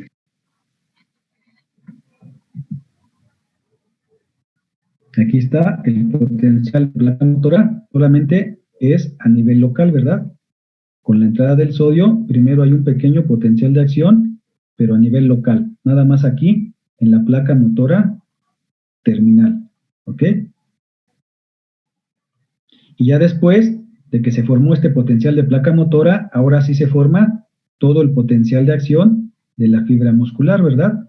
Ese pequeño potencial de placa que veíamos aquí ocasiona que ahora sí se extienda a lo largo de todo el sarcolema de la fibra muscular, y no solo eso, también se tiene que transmitir a lo largo de ¿quién? De los túbulos T, para que esa despolarización llegue hasta el interior de la célula. Y cuando llega al interior de la célula, ¿quién me dice qué sucede ahí? Cuando la despolarización viaja por los túbulos T hacia el interior de la célula, ¿qué sucede?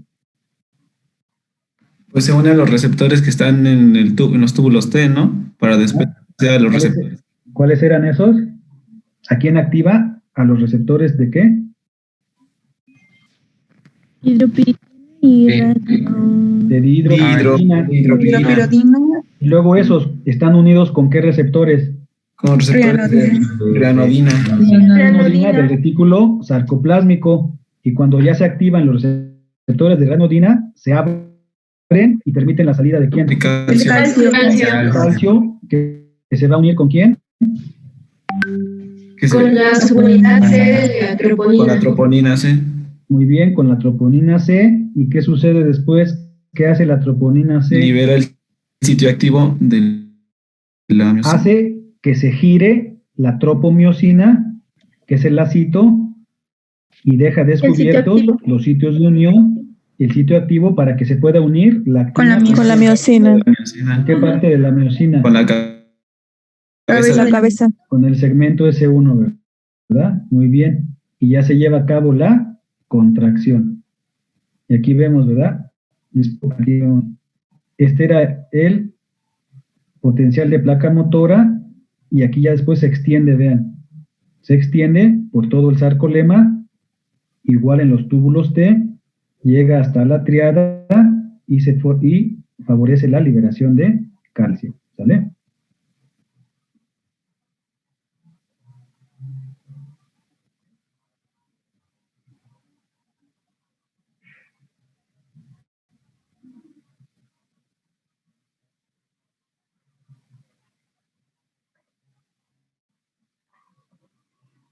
Aquí vemos otro dibujo, es lo mismo, ¿verdad? Primero hay una despolarización local, pero esa despolarización local genera la propagación de ese potencial de acción.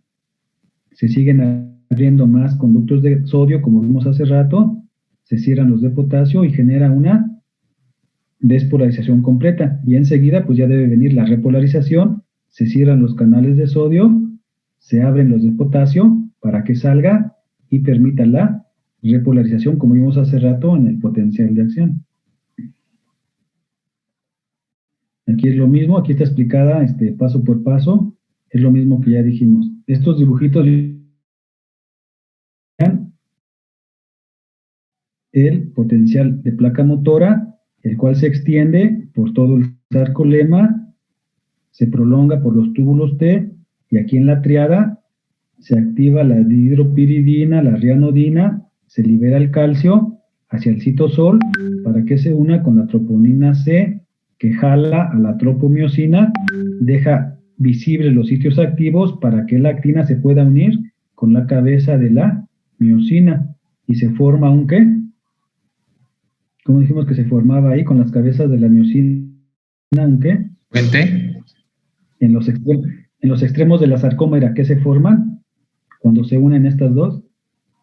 ¿Cómo dijimos que se llamaba esto? Puentes cruzados, ¿verdad? Y la jala y la acerca al centro, ¿verdad? Como vimos hace rato en la sarcómera. Y ya en esto consiste básicamente el mecanismo de la contracción, pero mañana lo vamos a ver bien, detalladamente. Aquí está lo mismo que ya hemos visto. Primero es local y luego se extiende por todo el sarcolema. Miren, aquí les puse un pequeño video. A ver si no me equivoco y puse uno de los de mi colección privada, ¿eh?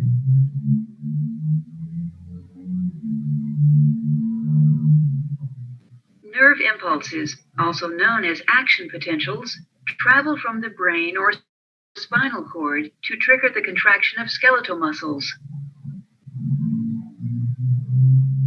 An action potential propagates down a motor neuron ¿Cómo se llama esto? to a skeletal muscle fiber.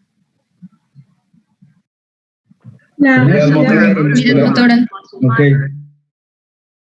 Ajá. is called the neuromuscular junction. This junction is a chemical synapse consisting of the points of contact between the axon terminals of a motor neuron Es la and sinapsis, the motor ¿verdad? end plate of a skeletal Y la muscle placa fiber. motora terminal. The events at the muscular junction occur in 7 coordinated steps. Step 1. Aquí lo dividen An en 7 action pasos. potential travels the length of the axon of a motor neuron to an axon terminal. El potencial de acción, ¿verdad? El botón terminal.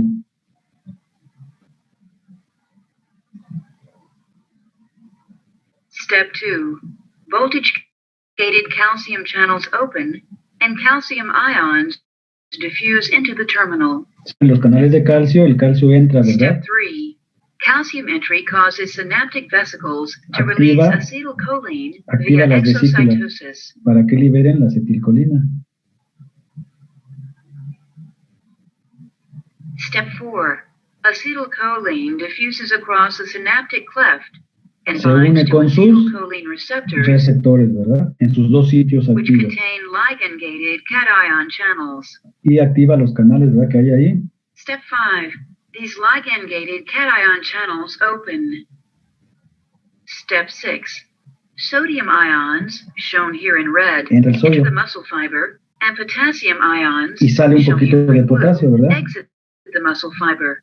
The greater inward flux of sodium ions relative to the outward flux of potassium ions Que va a causes ocasionar the esto, membrane potential to become less un potencial negative. local y luego un potencial de membrana. Step 7. Once the membrane potential reaches a threshold value, an action potential propagates along the sarcolemma.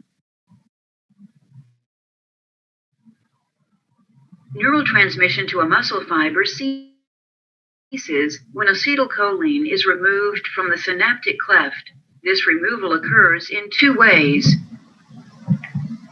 1. Es el ciclo de la Acetylcholine acetilcolina, diffuses ¿verdad? away from the synapse. 2. Acetylcholine is broken down by the enzyme acetylcholinesterase Acetilcolina to esterosa. acetic acid and choline. Choline is then transported into the axon terminal for the resynthesis of acetylcholine. Para volver a sintetizar acetilcolina.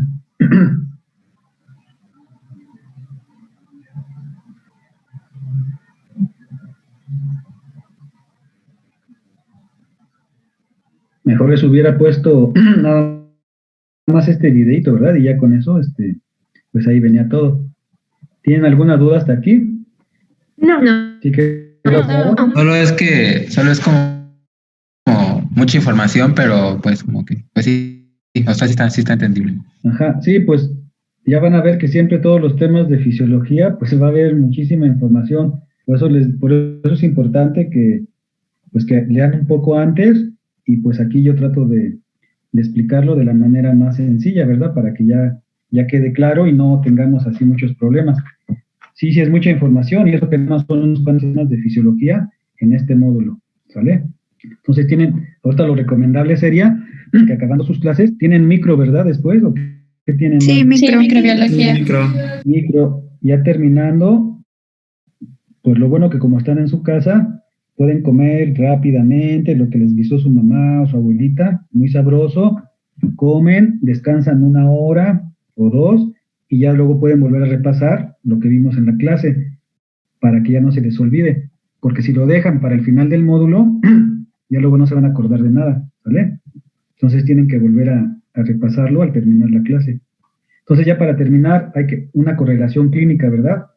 Hay algo o muchas enfermedades que se llaman canalopatías o conductopatías, como la que vimos hace rato, ¿verdad? De la hipertermia maligna, que era también una conductopatía. Entonces aquí hay otras. Unas son presinápticas, unas son del espacio sináptico y otras son postsinápticas. Y aquí vemos pues algunos ejemplos de ellas, ¿verdad? Por ejemplo, aquí hay algo que se conoce como síndrome de Lambert-Eaton o síndrome miasténico de Lambert-Eaton. Vean, ¿y qué sucede en esta enfermedad? Pues hay una debilidad muscular, es un problema autoinmune y afecta a los canales de calcio, como vemos aquí, en las terminaciones de la unión neuromuscular, en la terminación nerviosa. Entonces, como se destruyen estos canales de calcio, ¿qué va a pasar con la liberación de acetilcolina? ¿Va a aumentar o va a disminuir? Pues va a disminuir porque ya no entra el calcio, y entonces como ya no hay acetilcolina aquí, ya no va a haber una adecuada transmisión neuromuscular, y entonces, ¿qué va a pasar con el músculo? ¿Va a haber buena contracción o va a haber debilidad? Va a haber debilidad. Debilidad muscular. Va a haber mucha debilidad muscular, ¿verdad? Afecta más los músculos proximales de las piernas. Es muy característico de este síndrome de Lambert-Eaton. Y entonces se supone, yo no los he visto, ¿verdad?, en persona, pero se supone que tienen marcha de pato. ¿Por qué? Porque sus músculos proximales no se contraen bien. Entonces caminan como un pato, digamos, así dicen los libros, ¿no? Y muchas veces estos pacientes con este síndrome de Lambert-Eaton, pues también como parte de esa enfermedad, muchos de ellos tienen cáncer de pulmón, tienen cáncer de colon, cáncer de próstata, etcétera. Se asocia con este problema autoinmune. Es el síndrome de Lambert-Eaton porque se afectan los canales de calcio. Luego aquí, ¿cuál podemos ver aquí? Bueno, también algo que se conoce como miotonías o neuromiotonías. Como su nombre lo indica, pues hay también debilidad o relajación muscular muy prolongada después de hacer un movimiento, ¿verdad?, brusco, un movimiento físico, muscular voluntario. Enseguida hay una debilidad, los músculos se relajan automáticamente. ¿Por qué? Porque hay una alteración de los canales de potasio y de sodio, que son los que causan la despolarización de la membrana presináptica en este caso. Y entonces, pues ya no se puede llevar a cabo una despolarización adecuada, se bloquea todo, ¿verdad? Se bloquea desde aquí. Esto también, pues obviamente ya no va a avanzar. Entonces, al principio sí pueden llevar una contracción muscular normal, pero enseguida hay una relajación o debilidad muscular y se llama neuromiotonías o nada más miotonías, ¿vale? Después, aquí cuál podemos revisar. Bueno, y aquí ya las puse por separado las otras. Aquí vemos el botulismo. ¿Quién causa el botulismo? La Clostridium. Ajá, produce unas toxinas, ¿verdad? Unas toxinas, una exotoxina, ¿verdad?, de esta bacteria. ¿Y qué es lo que hace esta toxina? Vean, aquí está normal. Vean, este es algo normal. Aquí se está liberando, ¿quién? La acetilcolina, se une con sus receptores y hay una contracción, ¿verdad?, muscular normal, como vimos. Pero cuando hay una infección con esta bacteria, se libera esta toxina. ¿Y qué es lo que sucede? Esta toxina lo que hace es bloquear la liberación de la acetilcolina en los botones terminales. Entonces, si ya no se libera la acetilcolina, ¿qué va a suceder con esa transmisión neuromuscular? Va a estar bloqueada. ¿Y cómo va a estar el músculo? Atónico. Sí, ¿verdad? Va a estar casi paralizado el músculo esquelético. Entonces, esto es lo que causa el botulismo. Y los pacientes con esta enfermedad pueden morir ¿por qué creen que mueran? Por asfixia, bueno, por no poder respirar. Por insuficiencia respiratoria, ¿verdad? Porque sus músculos respiratorios pues no se van a poder contraer bien. Por insuficiencia respiratoria. Luego aquí, ¿cuál viene? Aquí está el tétanos. ¿Qué es el tétanos? Es la enfermedad, bueno, es como tal la enfermedad causada por las esporas, ¿no?, de Clostridium tetanis. Ajá, y también forma una toxina, ¿verdad? La toxina tetánica. ¿Y alguien recuerda? Eso lo vieron en epidemiología, ¿no? Yo creo en primer año, o no sé si lo van a ver apenas. ¿Alguien recuerda cómo actúa el tétanos? Pues las toxinas afectan al sistema nervioso central, ¿no? Sí, exactamente, pero bueno, entonces vean, aquí está lo normal, ¿verdad? Digamos, igual que hace rato. Se libera, ¿verdad? Bueno, a ver, ¿qué es esto? ¿Esto qué sería? ¿Los botones terminales de quién? De la neurona. De la neurona motor alfa. Y este botoncito pequeñito que está ahí, ¿de quién creen que sea este botoncito? De la que la inhibe, ¿no? De las células de Renshaw, ¿verdad? Muy bien. Este es el botón de la célula de Renshaw que libera, ¿qué dijimos que liberaba? Glicina y GABA para inhibir la función excesiva de las motoneuronas alfa. Entonces, ¿qué es lo que ocasiona la toxina tetánica? Bloquea, afecta la función de las neuronas de Renshaw evita que libere sus neurotransmisores inhibidores, entonces ya no va a poder inhibir a la neurona motora, y entonces la neurona motora va a estar trabajando en exceso, liberando mucha acetilcolina, y va a causar ¿qué? Contracciones fuertes. Contracciones. Fuertes, ¿verdad? Sostenidas, muy intensas, sin periodos de descanso o periodos muy breves de descanso. Y ante cualquier estímulo pequeño, el paciente que ya estaba quieto, si hacen un ruido, si hay luz, si lo tocan o tiene dolor, otra vez se activan sus músculos y empieza a tener contracciones muy fuertes. ¿Cuál es el problema? Que los pacientes están como dormidos o despiertos, conscientes o inconscientes. Conscientes. Conscientes. Entonces imagínense sentir calambres, ¿verdad? Contracciones fuertes, todo el dolor que les causa contracción de algunos de los músculos maceteros. ¿Y cómo se le llama? ¿Risa sardónica? Risa sardónica o trismus, ¿verdad? Trismus. Y están sufriendo, sienten el dolor de cada contracción. Y hasta que ya, como es muy fuerte, pues hay alteraciones también metabólicas, acidosis láctica, y mueren también, ¿verdad? A causa de eso, de la insuficiencia respiratoria. Bueno, otro problema que puede hacer, esto es de patologías presinápticas, ¿verdad? Aquí, antes. Una patología sináptica del espacio sináptico es la intoxicación por organofosforados. ¿Alguien sabe lo que son los organofosforados? No. ¿Qué sustancias son? ¿Para qué se usan? Son pesticidas, son herbicidas, son fungicidas. Se utilizan en la, ¿cómo se llama? En la industria, ¿cómo se le llama? ¿Agricultura? Ajá, en la agricultura, ¿verdad? Esto es lo que usan los agricultores, los campesinos, para controlar las plagas y todo. Son pesticidas, son herbicidas. Pero ¿cuál es el problema? ¿Por qué creen que se llaman organofosforados? ¿De qué están formadas estas sustancias? Fósforo. De fósforo con azufre y con oxígeno. Por eso se llaman organofosforados. Entonces, ¿cómo creen que sean? ¿Poco tóxicos o muy tóxicos? Muy tóxicos. Muy tóxicos. Pues es veneno, ¿verdad? Son como veneno. Entonces, ¿cuál es el mecanismo de acción? Aquí lo explica más o menos, ¿verdad? Cuando el problema es que como también se pueden pegar a la piel, muchas veces cuando se les derrama, se llenan, ¿verdad? Todo su cuerpo y se absorbe por la piel, o a veces lo pueden ingerir de manera accidental, etcétera. Entonces, cuando entran en contacto con estas sustancias, ¿qué sucede? Inhiben la acción de la acetilcolinesterasa, bloquean a la acetilcolinesterasa. Y entonces, si bloquean a la acetilcolinesterasa, ¿qué va a pasar con los niveles de acetilcolina aquí en la hendidura sináptica? ¿Van a disminuir? Van a disminuir. No, ¿Para qué sirve la acetilcolinesterasa? Va a romper la la acetilcolina. Ok, ella degrada la acetilcolina. Y si estos órganofosforados bloquean a la acetilcolinesterasa, ¿qué va a suceder? ¿Se va a degradar la acetilcolina o no?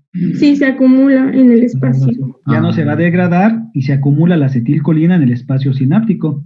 Y entonces va a tener efectos sobre todo parasimpáticos al actuar, porque no solamente actúa en los receptores nicotínicos de aquí del músculo, como hay muchas, también puede ir a la sangre, etcétera, también va a estimular a los receptores muscarínicos que dijimos hace rato, si recuerdan.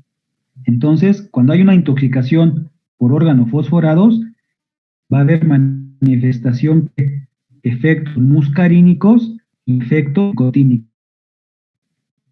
Algunos de los efectos muscarínicos son que los pacientes empiezan a salivar, tienen cialorrea, epífora, diaforesis, tienen broncorrea, o sea, también tienen aumento de secreciones en los bronquios, hay taquicardia, hipotensión, ¿sale? Y los efectos nicotínicos, pues se caracterizan básicamente por fasciculaciones musculares, puede haber después debilidad muscular, incluso ya cuando está más avanzada la intoxicación, puede haber parálisis flácida, ¿sí? Son las manifestaciones neuromusculares de la intoxicación por organofosforados.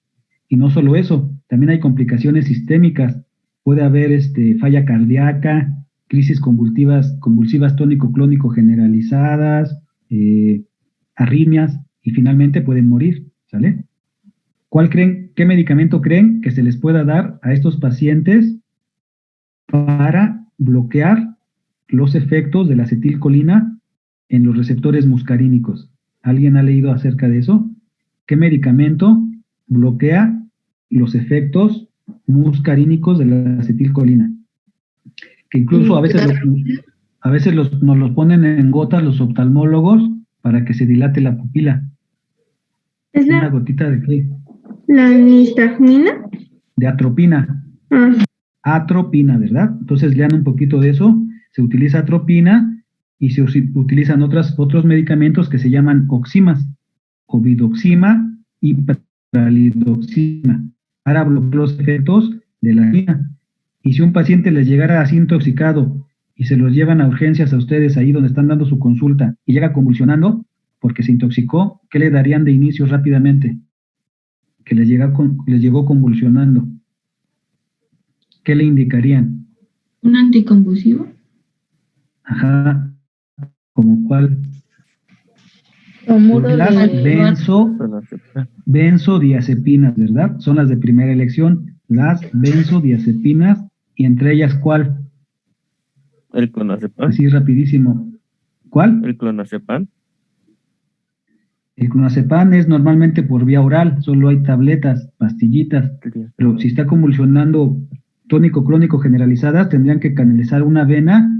¿Y cuál medicamento le indicarían por vía intravenosa? 10 miligramos de diazepam. Bueno, lean un poquito de eso para que ya no se les olvide. Luego aquí tenemos otra patología. Esta ya sería una patología postsináptica. Es el envenenamiento por curare. ¿Alguien ha escuchado esa palabra, el curare? No. ¿Qué es el curare? ¿Alguien sabe? ¿Verdad? Se obtiene de estas plantas. Es también como una toxina, es un veneno. ¿Y qué hace ¿Quién usa el curare? ¿No han visto en algunas películas o en algunos documentales y eso? ¿Quién utiliza el curare? ¿Y para qué lo utilizan? ¿No han visto? No. Lo utilizan algunas tribus de Sudamérica, del Amazonas, de Brasil, todo eso.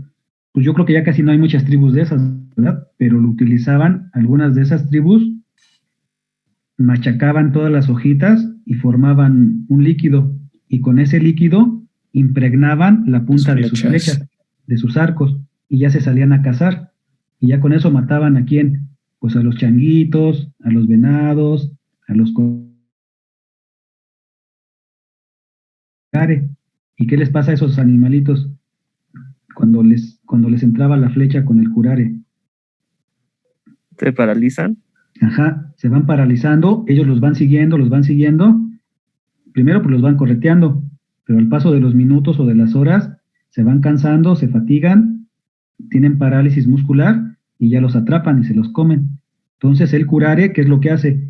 Compite con la acetilcolina, pero a nivel de los receptores nicotínicos, por eso es postsináptico, ¿verdad? A través de los receptores nicotínicos que están en la membrana postsináptica, compite, los bloquea y no deja que actúe la acetilcolina en la placa motora terminal. Entonces no se generan suficientes potenciales de placa motora, no se propagan por el sarcolema y poco a poco hay debilidad muscular, parálisis y hasta que se mueren, ¿verdad? Por insuficiencia respiratoria. Entonces busquen videos de curare de las tribus para que vean cómo las usaban. Y ya finalmente, pues algo muy conocido que ustedes ya saben, la miastenia gravis. También es una patología postsináptica. ¿Cuál es aquí el problema con la miastenia gravis? ¿Quién me dice rápidamente? ¿Se forman qué? ¿Qué sucede en la miastenia gravis? ¿Es una enfermedad de qué tipo?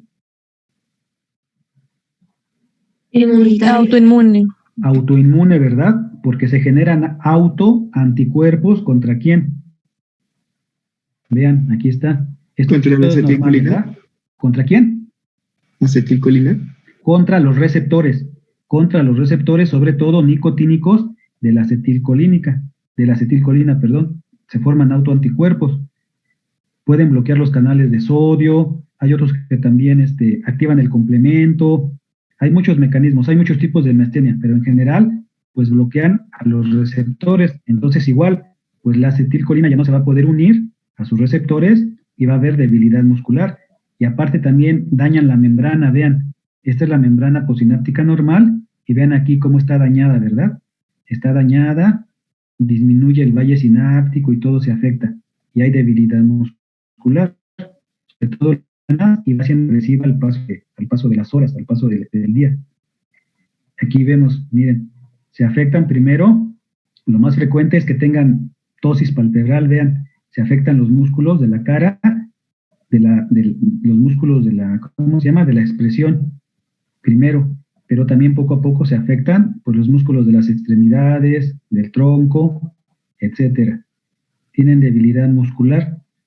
Normalmente, pues, aguantan así, ¿verdad? Pero cuando hay crisis miasténicas, pueden llegar completamente casi paralizados los pacientes y tienen entonces dificultad para respirar.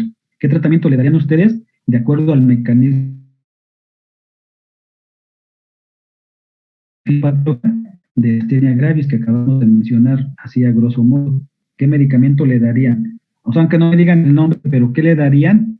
¿Qué tipo de medicamento que actuara como? El problema es que no se está liberando, o bueno, que la acetilcolina no se está uniendo con sus receptores. Entonces, aquí se utilizan inhibidores de la acetilcolinesterasa, al revés de los fosforados, ¿verdad? Para que bloqueen a la acetilcolinesterasa y aumente la disponibilidad de la acetilcolina en la placa neuromuscular y estimule a los propios receptores que todavía están ahí, que no están dañados. ¿Y cuál es el medicamento que se les da a los pacientes con miastenia gravis? ¿Alguien sabe?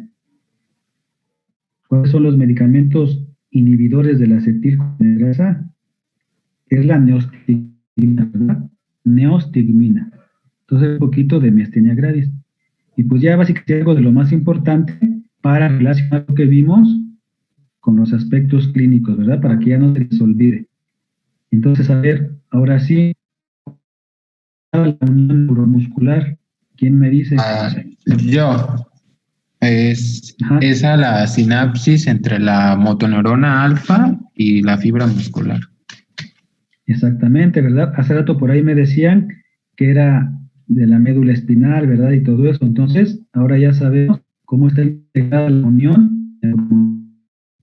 ¿Cuál es el ion más para generar el potencial de placa? O el potencial de la fibra muscular. ¿Cuál es el ion más importante? Calcio. Calcio. Me dijeron que era el calcio. ¿Sí es el calcio? No, es el... De acuerdo a lo que El vimos. potasio. Es el sodio. Sodio, ¿verdad? El sodio, porque es el que entra en mayor cantidad cuando la acetilcolina se une con su receptor, se abren los canales de sodio y entra una gran cantidad de sodio hacia la célula muscular y se genera un potencial de acción, ¿verdad? Entonces, es el sodio. Y finalmente, ¿qué efectos tiene la acetilcolina en la placa neuromuscular? Pues abre los canales de calcio, de sodio, perdón. Pues Para la justamente despolarización. lo que les acabo de mencionar, muy bien.